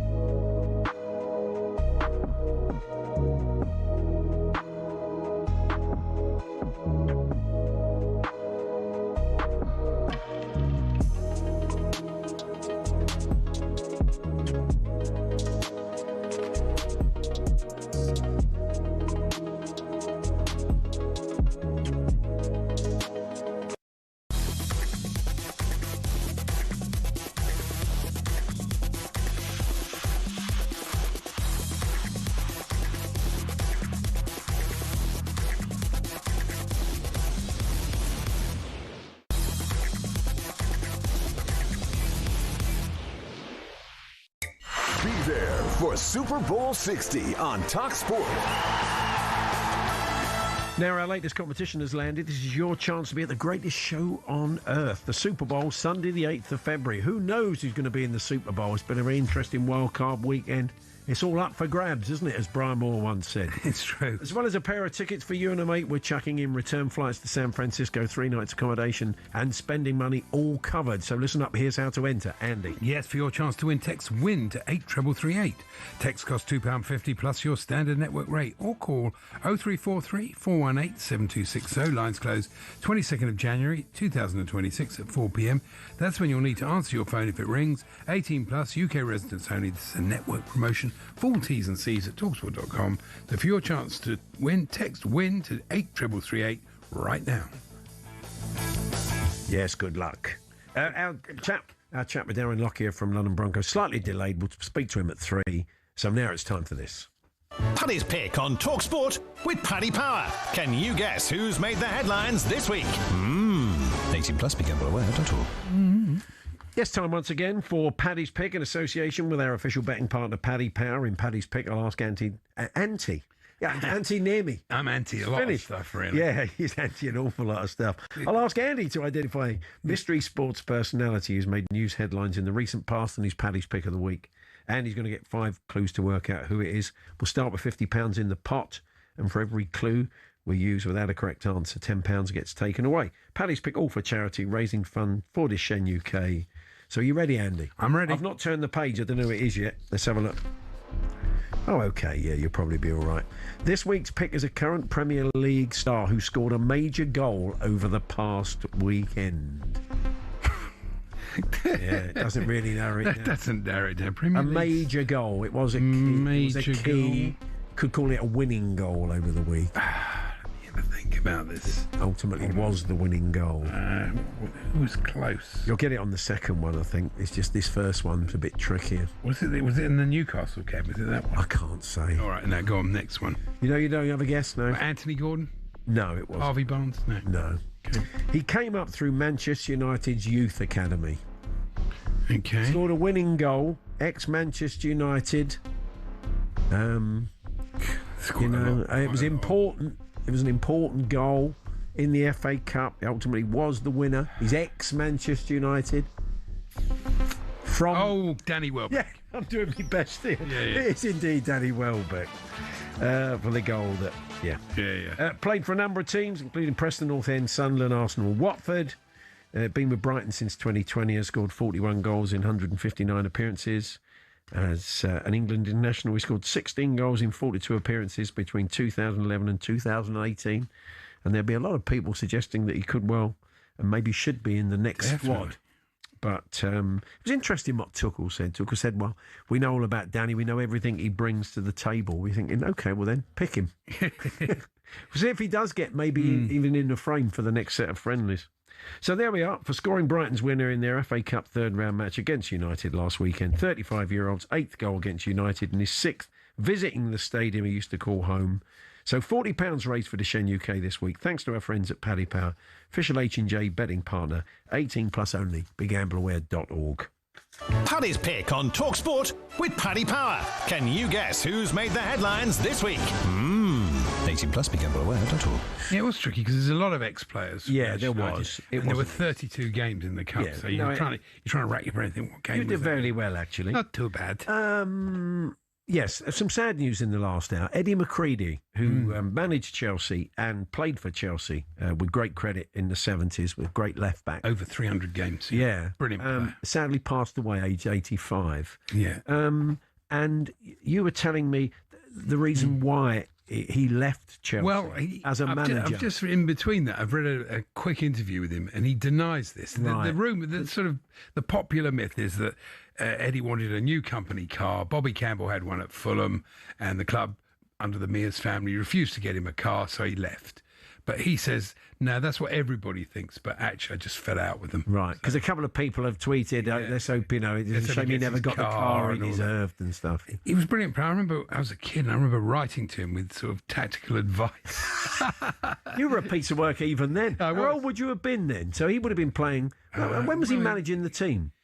I'd say in the mid-70s. Yeah. So what would I have been? I'd have been about 20 or something like that. No, you must be right. I thought it was a bit later than that, but he couldn't have been, could it? No. When he was managing the team. Okay. So what was your? It was 75 to 77. So what was your tactical? I can't remember. Stick it in the mixer. No. Or was you? Did you his advice about who to pick and who plays well here and there? I can't remember. I think I might have even got a reply, sort of courteous reply. I think if I remember rightly, but you didn't get a job on. They didn't have like 50 years ago. They didn't have sort of coaching staff in the same way. Then they didn't get you on the bench. This kid's good. Let's get him on the bench. No, definitely not. But he was. You were a precocious soul, weren't you? I mean, not that many people go and write to the club that they support and tell them what they're getting wrong. I was very passionate about it. You haven't changed much, have you? A little bit. I'm not as passionate as I used to be. I'm not. Because it's not quite this is the same. You dialed down a bit, is it? Very dialed down. Wow. To be fair, we've had some of the great meltdowns over the years. One of my favourite ones I look back on was, I can't remember, I think it was the year you won the Champions League. But you sat in, we went through all the upcoming games, and one of them was a FA Cup match with sort of Tiverton or something, and you said, that's 3-0 to them. You went for every match and you'd lost everyone. Honestly, we're definitely losing. But after, before Saturday, I was going, I can't see us winning another game this season. Yeah. It's the normal reaction. Well, it's not. No, it's not. It is normal. It's Most fans are. No one's quite as. I never buy all these fans who are really optimistic and go. No, but there's a balance between having a bit of pessimism and thinking your line was that day, we'll be in the blue square within 5 years, or National League kids. Still might happen with these current owners. Yeah, who knows? Quite possibly. Yes. Now, congratulations to a man who's been a guest in this studio, Stellan Skarsgård, the actor. Yes, I remember him. He's won a Golden Globe, Best Performance in a Supporting Role for the film Sentimental Value. And the reason he came in it was like quite a weird booking. I mean, he's a sort of famous Hollywood actor and sort of done a lot of movies. Was a bit odd, yeah. But he came in and he was a lovely fellow, wasn't he? Very He nice chatted fellow, about the yeah. film. And it was on a Friday. And we used to kind of line up a celeb for the Falls panel. So did we get him to do the Falls panel? So we said, Stella, would you stick around and just kind of predict some football matches? He went, yeah, I don't mind. So he was game and he did really well. He got about 7 points. He was so into football, he changed his name to Stellan Skarsgård after that. I think, but he's quite small, Skarsgård. Yeah, very small man. But he's, anyway, congratulations. I'll never Isn't forget. his son a famous actor? Yeah, he's got two lads who are both big actors. Yeah. Yes. Anyway, so there we are. Or was it 3? So congratulations to him.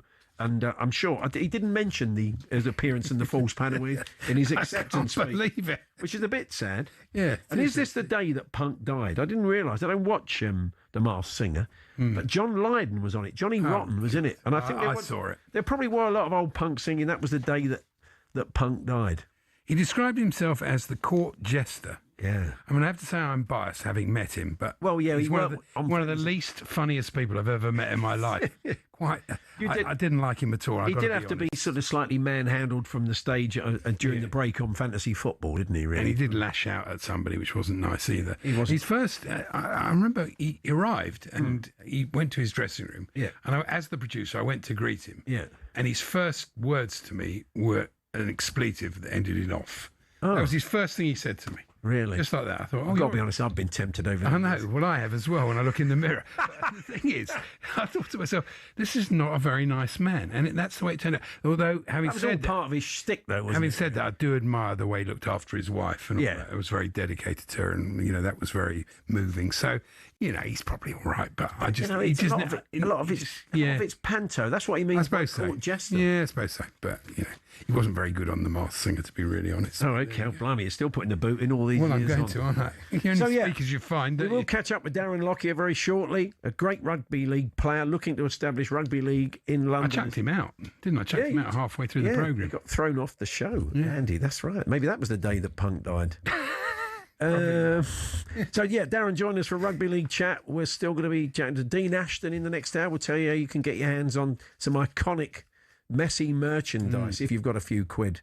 And lots more besides, all to come. Ramon Calderon, for goodness sake, the former Real Madrid president, gives us his take on Xavi Alonso. I saw him on Sky this morning. He's wearing an even thicker polo neck than one of my fishing polos. Well, it's probably a bit cold in Madrid. I don't know. Maybe it is. Anyway, we'll catch up with Ramon in the next hour.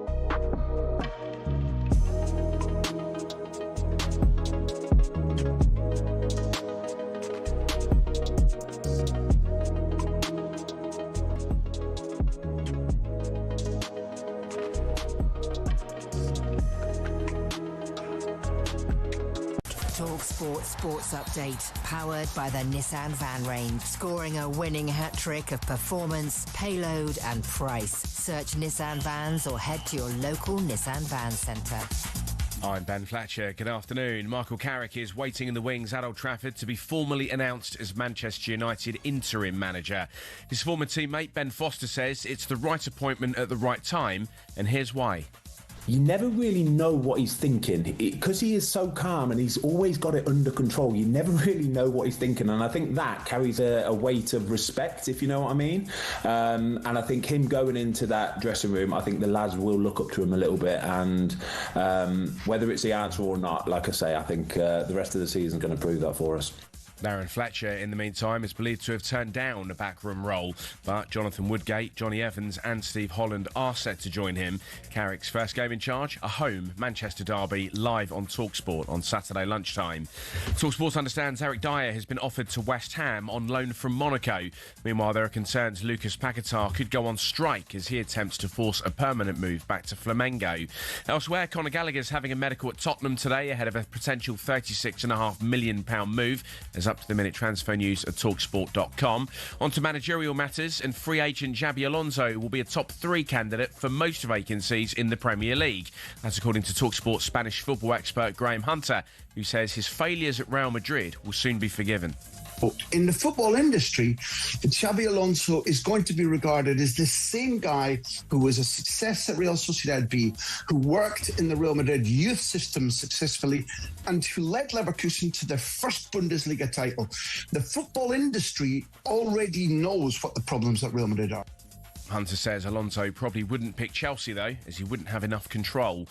And former ECB chief exec David Collier has died aged 70. Awarded an OBE in 2015, he oversaw the England men's and women's teams between 2004 and 2014. There's more at talksport.com.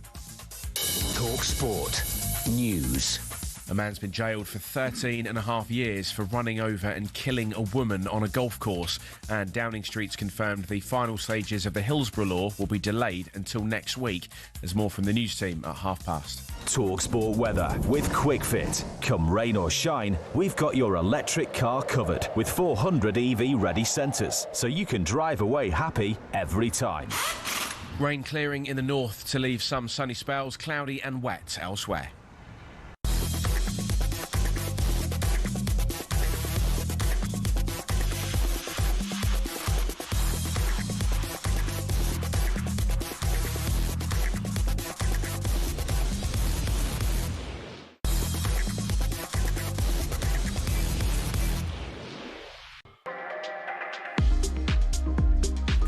Good afternoon, Paul Hawksbee, Hawksbee Jacobs here on talkSPORT. Some pretty exclusive Lionel Messi merchandise is going under the hammer. Sure, you haven't got to turn up. I think it's an online auction, but I think you'll need a few quid because there are some pretty rare shirts. We're going to be chatting about that with the good people at Graham Budd Auctions later on. Ramon Calderon joins us, the former Real Madrid president, and we'll talk about Xavi Alonso and what went on and why it didn't work for him and who in the long term could be next.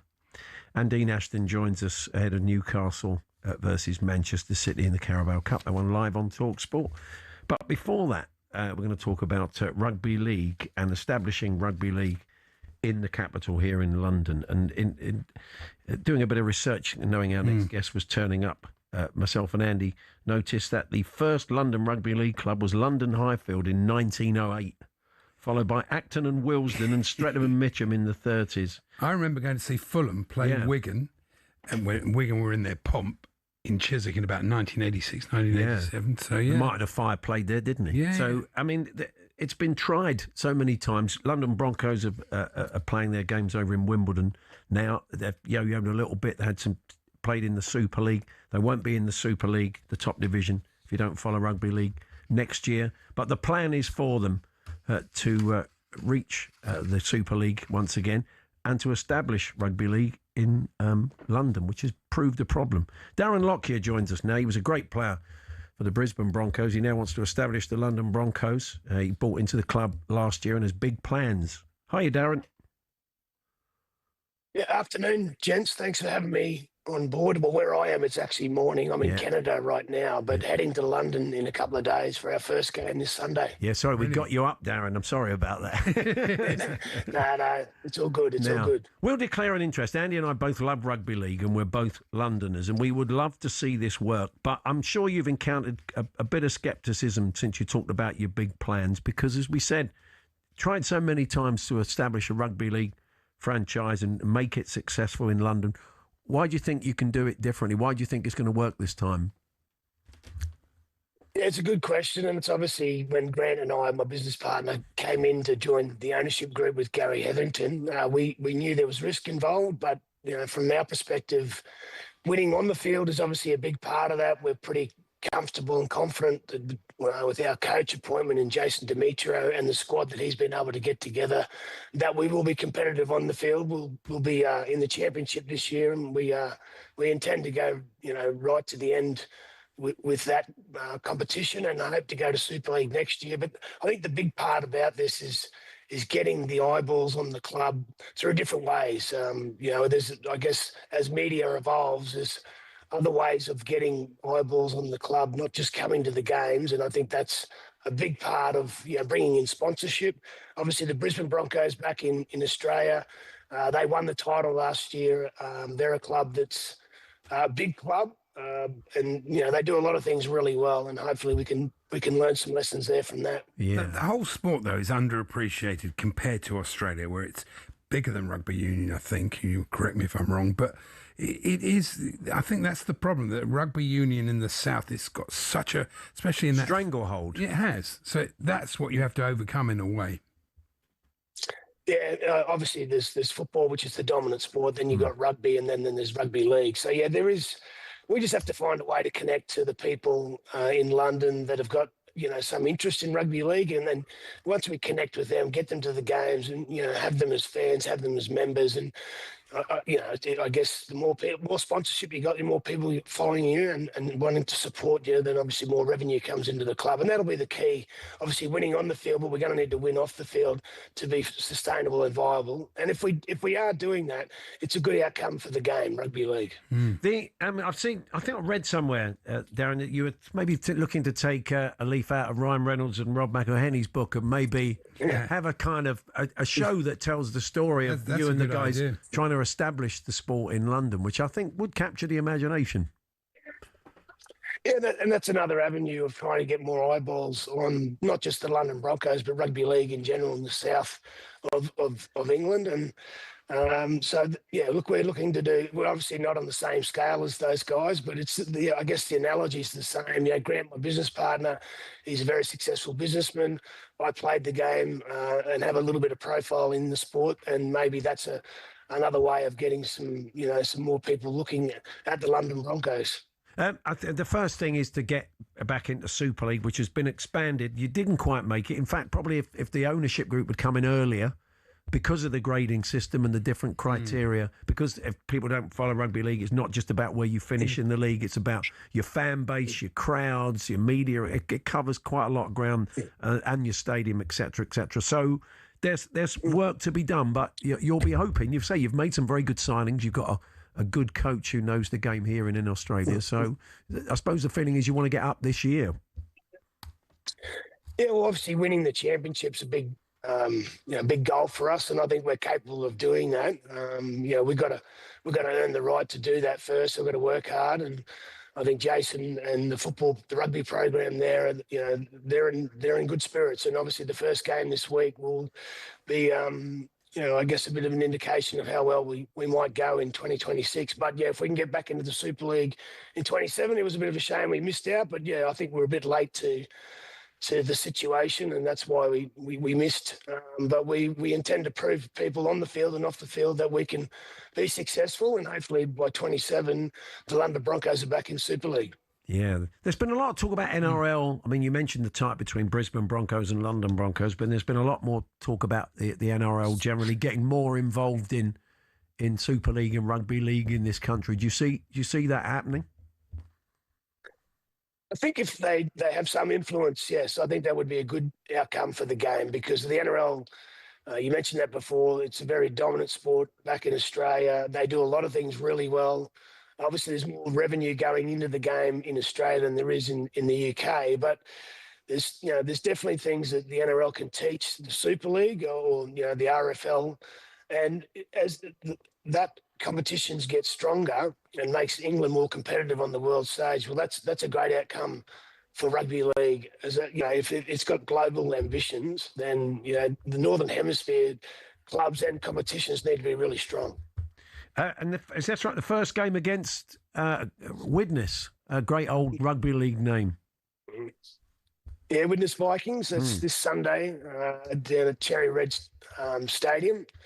Cherry Red Records, that is, sorry. And 3 p.m. kickoff. We got a little bit of entertainment happening at 2 o'clock. So, obviously winning on the field is one part, which I've mentioned a few times, but we've got to do things off the field that brings people to the games. It's not just about watching the sport. It's about coming and having an experience of being entertained, whether it's whether you know rugby league or not, but coming in and enjoying an afternoon out. And there's a lot of expats that know rugby league, whether they're Australians or they're Kiwis, that live in and around the London area that we're looking to get along and watch. And finally, is the plan to stay over in Wimbledon, because Broncos have moved around a bit and, rugby league in London has sort of been all over the capital, but is the plan to stay there? Yeah, I think stability is something that is important to us. I guess at the end of the day, we've just sort of got our feet under the desk, and we want to, we obviously want to make Wimbledon work, and we'll do what we have to do in the best interest of our fan base. But Wimbledon for now suits us really well. And I'm looking forward to getting there Sunday and having, our first game under a new chapter. And I'm sure that anyone that wants to come and watch will be pleasantly surprised. Well, let's hope it all works out for you. Good luck with that. Yeah, we're rooting for you. Thank you, Darren. All the best. No, thanks for your time, gents, and have a good day. Take care. There's Darren Lockyer there, the former Brisbane Broncos player and part of the team hoping to establish rugby league in London. I've gone to see the Broncos a couple of times, and I went and saw Saints play there, and Saints brought a lot. They brought a fair few fans, but there wasn't really enough people in there. It just wasn't generating enough fans. It's getting people in there. And, you are able to see the very best players, from all the teams, from Leeds and from Wigan, that's from good. Saints and from... And when they have the Challenge Cup final in London, it's always a well attended, isn't it? Yeah, but that's different, isn't it? That's a kind of exodus. A lot of it is an exodus from the north and or the fans of all the different clubs. Yeah, it's different doing it on a weekly basis. That's true. Well, look, we wish him well. It would be great if somebody could finally establish it and grow the game. It won't be that long before Super League is back, and we will be covering it throughout the season on Thursdays as we did last year and we have done in the past. But anyway, we'll be chatting to Ramon Calderon. Before that, though, if you'd like to get your hands on some pretty iconic Lionel Messi shirts over the next few days, potentially, we'll tell you how, the good people at Bud's Auctions. We're here with... Yeah, you might need about 120 grand. Well, yeah. I mean, at the moment, I'll go and check out the latest bid. But anyway, we'll chat to the good people at Bud's Auctions and find out more on why they are so iconic. We're here with Tool Stations. They one step ahead, whatever the job, next stop, Tool Station.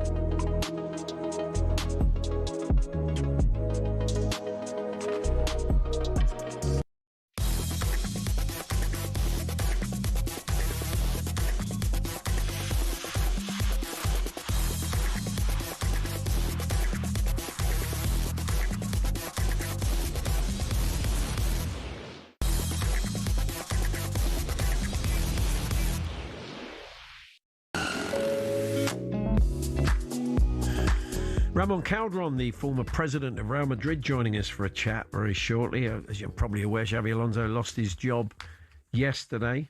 Arbeloa who was looking after the Real Madrid B team, has stepped up, but they've not really given a timescale. He gave a press conference today saying, "I'll be here as long as they want me here." So it was pretty non-committal. But interesting. Somebody just posted farewell post to Xabi Alonso from Courtois, Hussein, Alaba, Carvajal, Arda, Rodrigo, Rudiger, Camavinga, Mbappe, Tchouameni, loads of them. Yeah. But guess who's still silent? 7 and 5. So is that Rodrigo and Vinicius? I would give Vinicius. Fell out with him, didn't he? After Bellingham's 5. That's interesting. Oh right, yeah, okay. Of course he is. Yeah, of course he is. Yeah. Okay. Well, talking about iconic footballers, there is a Lionel Messi collection going under the hammer at Bud's Auctions, and it's quite a collection. It's one of the kind of great defining moments of his career. Here to tell us more is Will Franklin from Bud's. Hello, Will. How you doing? How you doing, guys? You all right? Yeah, we're good. Now, it's probably it's called the Argentina Finals Collection. So tell us what the shirts are. Yeah, so we've got a really special auction here. It's 4 match issued, so they're match prepared shirts on the day of each final for Argentina, presented to Messi within the dressing room. So it'll be from the 2021 Copa America, the 2022 famous World Cup win in Qatar, the 2022 Finalissima, and the 2024 Copa America win. So it's all 4 of his victories for Argentina, basically. Wow. And in a kind of historical context, Tim Vicker, our South American correspondent, always tells us he was never really accepted as an Argentinian because he played most of his career in Spain. He is now, and he is. He is now. Yeah, it was. No debate there, it was. So these are iconic, and so. It'd be very interesting to know where, to see where they actually end up, because obviously Argentina would love to own them. Actually, the National Football Museum would love to own them. Absolutely. There's a lot of people that would love this collection, but it's not going to be cheap, is it? How did they come into your hands, can you say, to auction? Yeah, it's a good question. I mean, we have to keep our, vendors' information confidential, but they've originated from within the Argentina setup. So they've come from a really impeccable source there.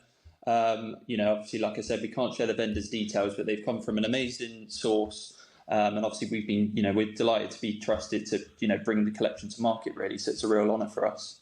I wonder if Leon will bid for his own shirts. He's probably got a set himself that he actually match with. I'd imagine he has, yeah. So what are we looking at then? I see the estimate was £80,000 to £120,000. Is that right? It is, yes. That's the pre-sale estimate on buds.com. So the auction is live at the minute. So the catalogue's live and open for bidding. We've got a bid currently standing at 26k, but there is around 2.5 weeks left of the auction. So it's an online timed auction concluding on the 1st of February. But we expect, hopefully it will really get to that stage. And, it was only a few years ago that 6 of his, match-worn shirts sold for charity at a charity auction. So to be able to get 4 of his match-repaired, match-issue shirts for around about 100k just seems, like a relative bargain, really, compared to those shirts. So I think it's a really good opportunity for collectors. Yeah. How do these auctions tend to work online? Do they tend to sort of people keep a watching brief and then they have a price in mind that they're prepared to pay and then they bid quite late in the day? Does it go a bit frantic right towards the end of it? Yeah, exactly that. So I think what people will be doing at the minute is just watching it. So we've got around 30 genuine registered bidders on there already. So that's 30 people registered to bid and ready to bid basically when the time's right. But the auction will be running over the course of the next few weeks on buds.com. And then, it will kind of be that sort of last 48 hours, 72 hour period where people will really be getting their bids in and it will kind of sort of pump up the numbers really. So it'd be really great to see and see where it ends up. And often we chat to you guys at Buds when you've got, and this is part of an auction, but this is a kind of standalone, isn't it, currently? It is. Correct, yeah. So we've got a lot of auctions running at the minute on our website. But this is a special one because of the uniqueness, the collection, because all 4 shirts have been kept together. This is a one lot auction, so it's just the one lot that will be run on this auction. But we do have regular auctions running throughout the year, so we'll have other auctions sort of live on the website at the minute. which will have multiple lots, but this specifically is just a one lot auction, so it's just the full collection together as one. Right. I mean, he's a brilliant player, obviously goes without saying, but he's quite a small man. I mean, what sort of size are the shirts? Are they normal size? I think I'd looked, one's a medium. I take they're kind of mediums, aren't they, really? Correct. I think his sizing sort of slightly changed across the seasons. I think it stands sort of correct with all Argentina and Adidas made specifications, these shirts. So sometimes it will have medium written in the collar, but sometimes it will have a number. And his sort of number equivalent in Adidas is 5. So it'll either be a medium or a 5, but that is Messi's specific sizing. Yeah. If you're spending that much, you're unlikely to wear them up the pub, are you? Well, no. Go and have a Sunday on a Sunday. No, it depends how much money you got, I guess. Drop gravy down them on a Good for Sunday. $5 a side. No, absolutely not. Now, be honest, Will, before we let you go. And when you get all these iconic shirts you've got to. do you have a little try on? And it's just how I need to go. I would love to, but I wouldn't go that far. Yeah, they're all handled with care, often with gloves, just to make sure that there's no dust particles or anything being added to them, and they're all kept carefully sort of stored by our warehouse team. So yeah, they're really well looked after. Specifically, collections of this nature, really. So we have to be really careful with them. Yeah, understandably. Thanks, Will. Thanks very much. No worries. Thanks, guys. Cheers. Will Franklin there from Buds. Buds.com if you want to go and check out the shirts and also maybe make a bid. 26 grand so far. You need to register. It's a very wealthy five-a-side team, like somebody's absolutely loaded could buy 4. Yeah, well, that's 4 shirts and a keeper shirt. You just got to find an Emmy Martinez shirt. It's not a problem, is it? Yeah. Imagine that. That'd be quite a buzz. Playing Power League in 120 grand's worth of shirts. Yeah, if you've got that sort of money, why not? Yeah, maybe. Okay, well, it's Paul Hawksbee and Andy Jacobs here on talkSPORT. We haven't done any of your news and nonsense, Andy. Is there anything you want to sort of squeeze in before we... Well... I don't want to put you on the spot. No, I've got an unusual selection of letters. I'll tell you what was a map. Yeah. No. I'll tell you what I've got. I've got some ways to liven up tennis. We did mention earlier on that... go on. Wimbledon, the All England Club, would like the BBC to sort of zhuzh up their coverage a little bit, they've been saying. This is not a bad idea. James in Colchester says, what about this way for jazzing up Wimbledon? A random pink ball worth double points goes into the tins. When that one comes out and is thrown to the player by the ball boy or girl, an air horn goes on. Great idea. This is what they want. This is a great idea. Yeah. Rave music, disco lights kick in. And it can be branded, and I'm not going to say what it's going to be branded. It's balls related. The tennis establishment will love it. Yeah, I'm not sure they massively will. Although maybe the new ones that want it all zhuzhed up a bit may do. Like that. Now, if you are wealthy and you want to buy those shirts, you might also be in the market for the £10 coffee from Nostos Coffee. Yeah, I saw that. The most expensive flat white in the world, apparently. Right, okay. Includes freeze distilled milk, where it is frozen, then part thawed, to reduce the water content and make it creamier. Well, just add cream. You told me that one time you went to a coffee shop in Japan or something, and they said, we don't make it this time of the afternoon because the quality of the electricity isn't good enough. The electricity isn't right. I know, and it was my son's insistence that we went to this place. It was a bit like when I insisted on going to get that Uruguayan sandwich. Yeah. It was miles out of Tokyo to get to this place. Right, yeah. This was Andy who said, we marched along Copacabana, then Leblon. I'd read about this sandwich, the Uruguayan Ipanema. sandwich. Yeah, he'd read about it, and he said it's only about a 40-minute walk. 2.5 hours later, we'd missed half of the Holland game as well. For a sandwich. Oh, it wasn't even any good. His name was Mud that night. Terrible. That was from James in Colchester, the pink ball. Chloe, the golden retriever owner, says best way to make Wimbledon more interesting is to have the golden retrievers as ball boys, girls, bulldogs. That's very Not good. sure you'd get much tennis played, but it would improve the coverage. It'd look better. Claire Balding would be good there. She because crufts and does a cross. But my dog, unfortunately, if you give her a ball, she then sees it as something to play tug with. Yeah. So she doesn't give it back. She's not interested in chasing the ball. And also chew it all up and everything. Yeah, I mean, you haven't thought that through. You're Sabalenka, you're covered in dog saliva. It's not great, is it, really? Sorry, Chloe, I don't think that's a winner. Anyway, any other suggestions to zhuzh up the coverage of Wimbledon with the Bieber under a bit of pressure? Talksport.com, text 81089, tweet TSH and J. Ramon Calderon, former president of Real Madrid, joins us next to give us his take on the sacking of Xavi Alonso.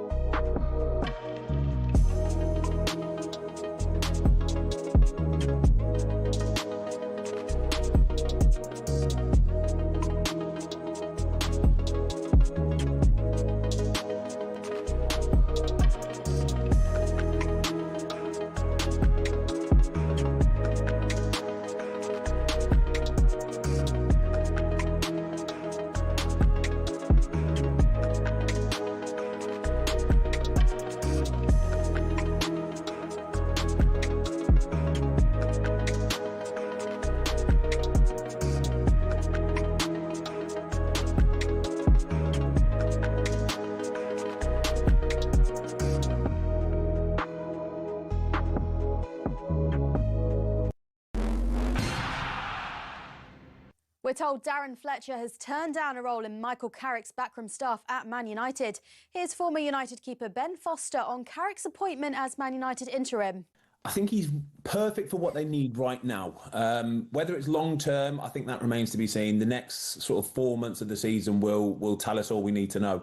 But for now, he's just nice and calm. Carrick's assistants will be Steve Holland, Jonathan Woodgate and Johnny Evans. But Simon Jordan has questioned the wisdom of appointing Steve Holland, who is Gareth Southgate's former England assistant. We did fall short, and we were a mentality that people criticised about not having big game mentality when it came across. We didn't beat anybody. So Holland formed part of that. So how great is that? Man United are home to Man City live on talkSPORT this Saturday lunchtime. Elsewhere, we understand Eric Dyer has been offered to West Ham, who are considering the loan. Dyer is under contract at Monaco till 2028. And we're told Xabi Alonso will be a top 3 managerial candidate for any Premier League club after parting ways with Real Madrid. But Spanish football expert Graham Hunter says one place Alonso would not go is Chelsea. He saw exactly what Maresca has suffered. Interfering owners, 62 directors of football, there's a problem coming. Alonso would not choose Chelsea. Stand on me. If I'm wrong, get me back on the show and humiliate me when Alonso's the new Chelsea manager. He won't choose that. There's more on that at talksport.com.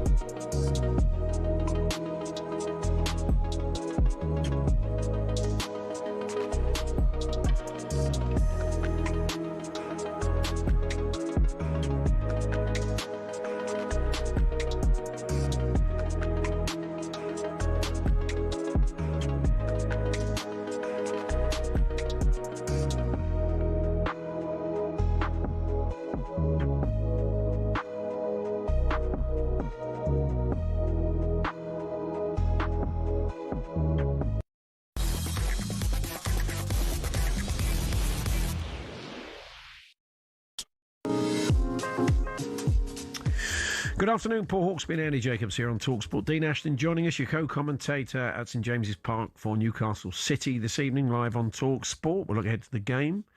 And don't forget, 4 o'clock, Andy Goldstein and Darren Bent with Drive, where you would imagine during which we'll find out officially that Michael Carrick and his team are in at Manchester United. We know that Xabi Alonso is no longer at Real Madrid. That happened yesterday. Before we chat to the former president, Ramon Calderon, let's hear from the Athletics Real Madrid writer Dermot Corrigan. He joined Jeff Stelling and Ali McCoist on breakfast this morning. He believes Jude Bellingham played a part in Xabi Alonso leaving the club. Yeah, for sure. Bellingham as well is another guy who needs handling. I think, as you know, seen with England as well.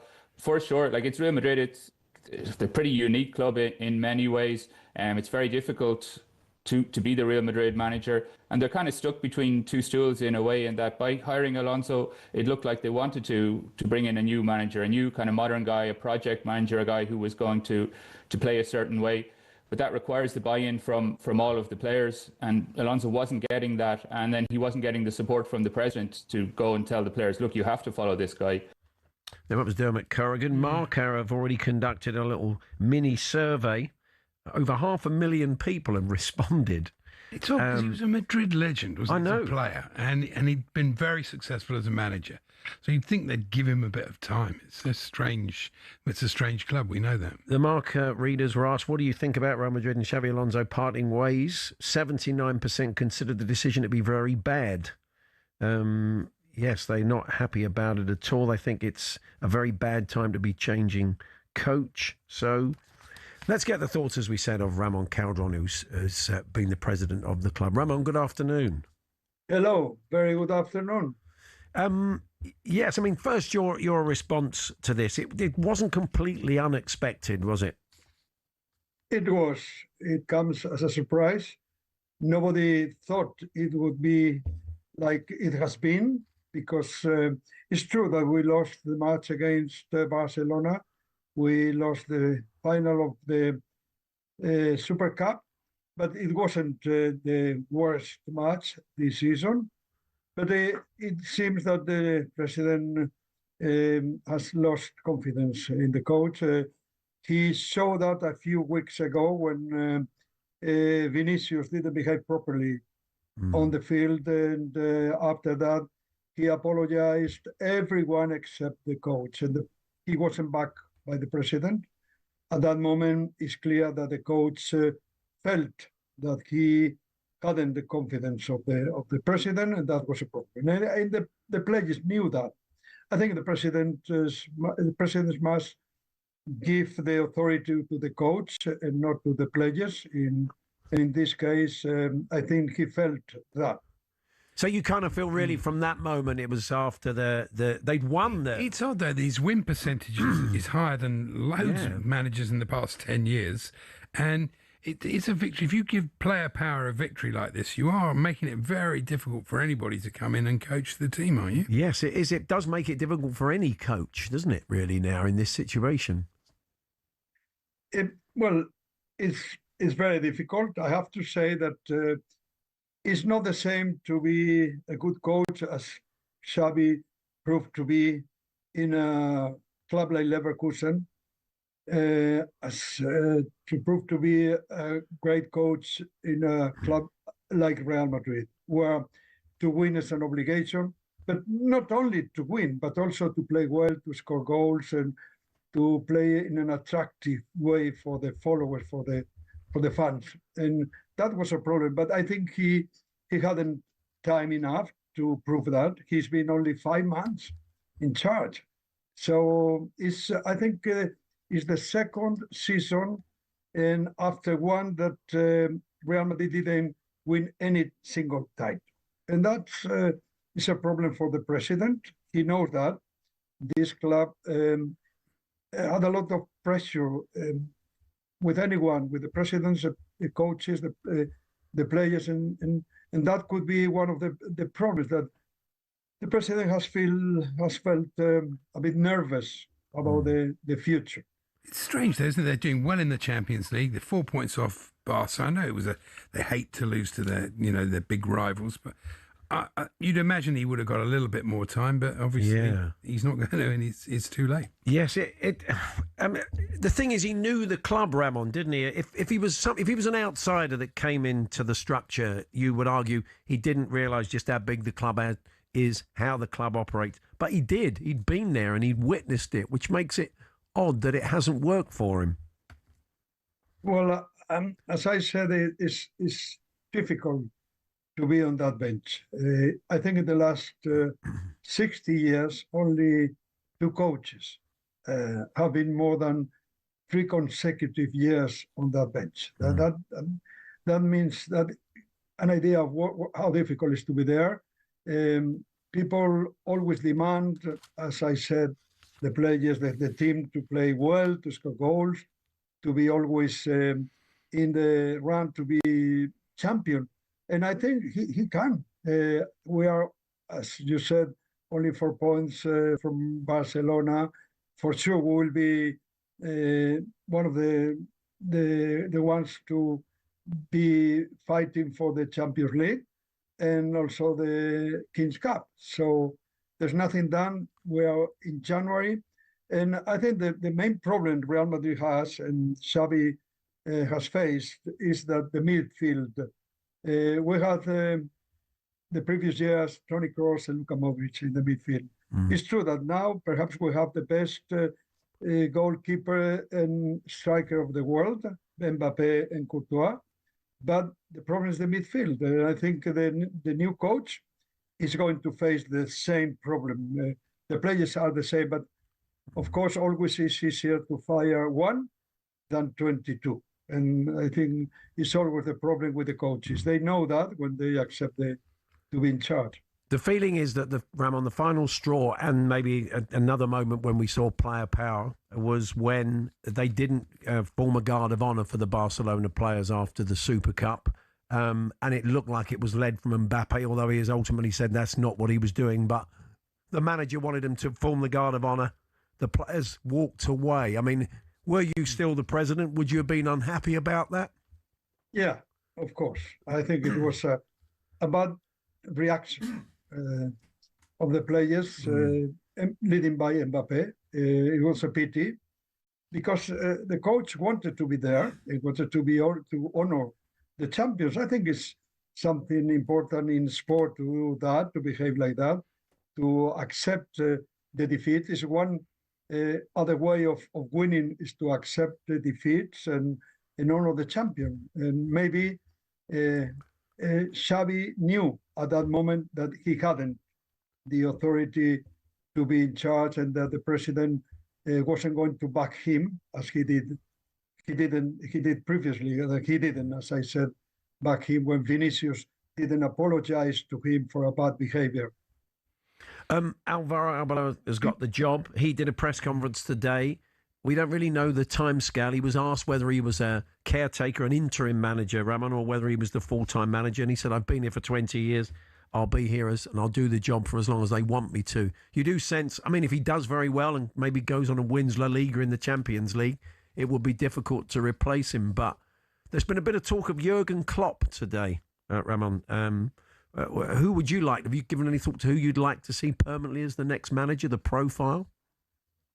Well, I don't know. I always did is to rely on the advice of my football director. It was Petja Mijatovic at the time. He knew quite well football coaches and players, and as I said, I followed his advice. I don't know really who is the best coach now for Real Madrid. It's true that Arbeloa comes from our second team, is playing in a third tier in the Spanish football. But it happened the same with Zidane. It's the same situation. And remember what happened. He won 3 consecutive Champions Leagues. It's going to be the same, I don't know. And I don't know what the president is thinking about that, if he's been appointed temporarily or his idea is try to have him in that position for longer. I don't know, really. I should ask you a personal question, Ramon. Was it fun being the president of Real Madrid? I mean, it's a great prestige, but it must come with quite a lot of pressure. Did you enjoy it? Did you enjoy it? It's a good question. Well, I've always said that when you are in the main box, being the president of a club of Real Madrid, and you win a match or a title, you feel joy, of course, and happiness, but mainly relief. Because you know that you are going to have 3 or 4 days where people are not going to blame you about what you did wrong or what you didn't do in the right way. It's a problem, but that's what has built the legend of this club that has won, as you know, 15 Champions League, more than double than the second one. And it's clear that the followers, the fans, the members are very, very demanding. Players know that, and coaches also. But again, I think in this case it's sad that Xavi, I like him. I think he's a good person, was a fantastic player. He proved to be a very good coach in Leverkusen. Well, remember, he won that Bundesliga without losing a single match. Yeah. But coming to Real Madrid is something special. Sure. People don't have patience. We appreciate your time as always, Ramon. Thank you very much. My pleasure as always. There we are. That's Ramon Calderon there, the former Real Madrid president. I'd like to see Dave Bassett go in there. Well, Dave was back. I did an interview the other day. He was back in the news. It tells you about the global reach. They did this online survey where they asked all these questions. They got 537,000 respondents in like 12 hours. Marker. So, it is a huge club. Everybody's got an opinion. But the thing about Real Madrid, they've got a huge advantage over every other club in the world. Yeah. Maybe apart from Barcelona. But because everybody wants to play for them. Every player dreams of playing for Real Madrid. Yeah. Doesn't matter how happy you are at your club. It's like, say, somebody like a Cole Palmer. Well, that phrase, if can't say no to Real Madrid. Exactly. If Real Madrid came in for him, he couldn't say no. Chelsea couldn't say no. They can buy whoever they want, which does make it a bit surprising that they've got holes in their midfield. Yeah. It's interesting that there's been a lot of players coming out and saying thanks for everything, including Mbappe, and have been sending out social media posts. The only 2 so far, apparently, Bellingham and Vinny Jr. Make of that what you will. So I'm sure that'll be picked up a little bit later. I'm sure the boys will be chatting about. I think it broke during their show yesterday, didn't it? So they probably got stuck into it yesterday. But anyway, Annie Goldstein and Darren Bent up next. But we will be chatting to Dean Ashton, head of tonight's commentary game from 7. And that's in the Carabao Cup between Newcastle and City. We're here with our good friends at Tool Station. Pick up your wet weather essentials today. Next stop, Tool Station.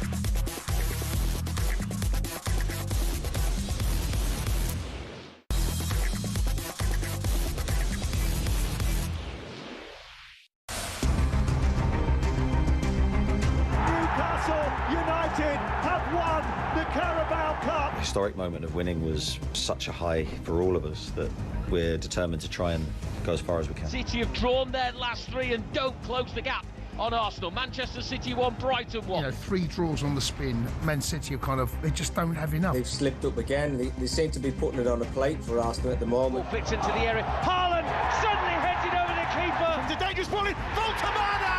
And the double for Newcastle United. Newcastle's one problem this season has probably been the consistency. I think when they are at their maximum, they can beat anyone. No, you've got Chelsea now, Manchester City, Arsenal. Don't write Newcastle off. Yes, the holders are back in the semi-final tonight, taking on City. I expect goals. What do you reckon, Andy? I do, because it's an entertaining game. City always score, and Newcastle's attacking players are running into decent form. So. Yeah. Alongside Jim Proudfoot, your commentator, and Adrian Durham, your host, will be Dean Ashton, former West Ham and England striker. He joins us now. Hi, Dean. Yeah, good afternoon, gents. Yeah, are you expecting and hoping to be entertained? This has got a bit of a sort of 2-2 feel about it tonight, I think. It feels like it could be quite open. I think so, and I think probably Eddie Howe and Newcastle will want it to be that way, in a sense, because I think their recent games have been very chaotic and they've benefited from that. I think also, both defences have struggled. Obviously, City with their injury troubles, obviously Ruben Diaz and Gvardiol both missing, I think, is massive for them. With Ake coming back from injury, Kirsanov, who's likely to play also. I think Newcastle have struggled all season anyway, just defensively. So you would expect goals, and it really feels as if this first leg in particular, because of Newcastle's away form, that they have to take something significant away this evening. Yeah, you do feel they're going to have to win this one, aren't they, if they're going back to City? I hope there's no penalties. The penalties on Saturday, the shootout. That's one of the worst set of penalties you've ever seen. The penalties generally with the Premier League teams weren't stunning. Everton's weren't stunning, were they, either? So, Voltamada, I think he's done a lot better than everybody expected him to at this stage. What have you made of him so far? Yeah, I think there's been some real encouraging signs from him, but also you can tell he's still young and he's still got a lot of development to make. I think when you come in for such a big fee and reputation, I think people would think you're just going to walk into the Premier League and be a superstar, and it just doesn't work like that. At his age, he's going to have those inconsistencies, but the times when he looks and shines and plays the way I think we can understand he can do, you can tell there's a terrific player there. And maybe just having Johan Visser give him that extra bit of pressure. Sometimes you need that as well as a forward player. That extra bit of fear almost for your place can just raise your level. They played together on Saturday, but which a lot of fans wanted, but Eddie Howe, we gather, wasn't that impressed with the whole idea of it, so I doubt whether they'll start together tonight. No, and I think that's because they're not used to playing with anyone anymore. That they weren't brought up in terms of their coaching to play alongside a second striker, and the nuances that used to bring in terms of playing alongside each other and benefiting from the big man, little man. They're not used to that, so it doesn't surprise me actually, and it won't surprise me if he goes back to just one of them this evening. Yeah, another thing Eddie's not very happy about is Semenya playing. Yeah, I mean they've changed the rules. I think he was sort of half joking, I mean the rules are the rules. We'd rather he didn't play, wouldn't he? Yeah, I'm sure he would. I was going to ask you that, Dean. I wonder if he'll start tonight. I mean, he looked, he slotted straight in, but with respect, it was against Exeter. There's a bit more jeopardy tonight, you might argue. So it'd be interesting to see if he does start him tonight or just brings him off the bench. No, I think he'll start him. I think they've struggled really with wide players getting them goals. That they're not at the moment that City team that every team really feared, with those incredible wide players that would terrorise both sides and score goals and take the pressure off the centre forward. It is mostly about Haaland, and then those almost 2 number 10s that he's tended to play this season that the goals have come from. So I think he's been bought for a reason in this window, to come straight in, add goals, add a new dimension to that forward line. I'd expect him to start. And do you think, Fun, either of these can catch, well, not Newcastle, but certainly City? Can you see them catching Arsenal? Can you see things picking up with the new... There may be more new signings coming in. We're hearing stories about City showing interest in other players. Do you think they've got it in them to catch them? Yeah, I could see them trying to get a centre back if one is available, and it can be done with those injuries that they've got. I just think Manchester City and Pep Guardiola in particular, they are that one team that you really feel at the right time could put a great run together, consecutive wins to put pressure on. I just think they'll be thinking, as long as we're within, 3-4 points of Arsenal going into that last part of the season, just to really test whether Arsenal do have the mentality to get it over the line. I think that's what's going to be probably vital for Manchester City, that they keep in touch. Especially before I think they meet in the middle of April. Yeah. Something like that. That'll be interesting. 18th, isn't it? So, yeah, they need to have closed the gap a little bit. Dean, enjoy the game. Thanks very much. I will. Can't wait. Cheers, fellas. Dean Ashton there, former West Ham and England striker, alongside Jim Proudfoot, your commentator, Adrian Durham, your host, from St James's Park. Will the build up from 7? And you can get your calls into the sports bar, and you'll have a former Newcastle player alongside Jason Cundy tonight. Darren Ambrose is in for Jamie. And, you can have your say after that match and all the other big stories of the day. By which stage we think Michael Carrick will be confirmed as the interim coach at Manchester United. And there'll be more on that coming up next with Andy Goldstein and Darren Bent in Drive. Have a good evening.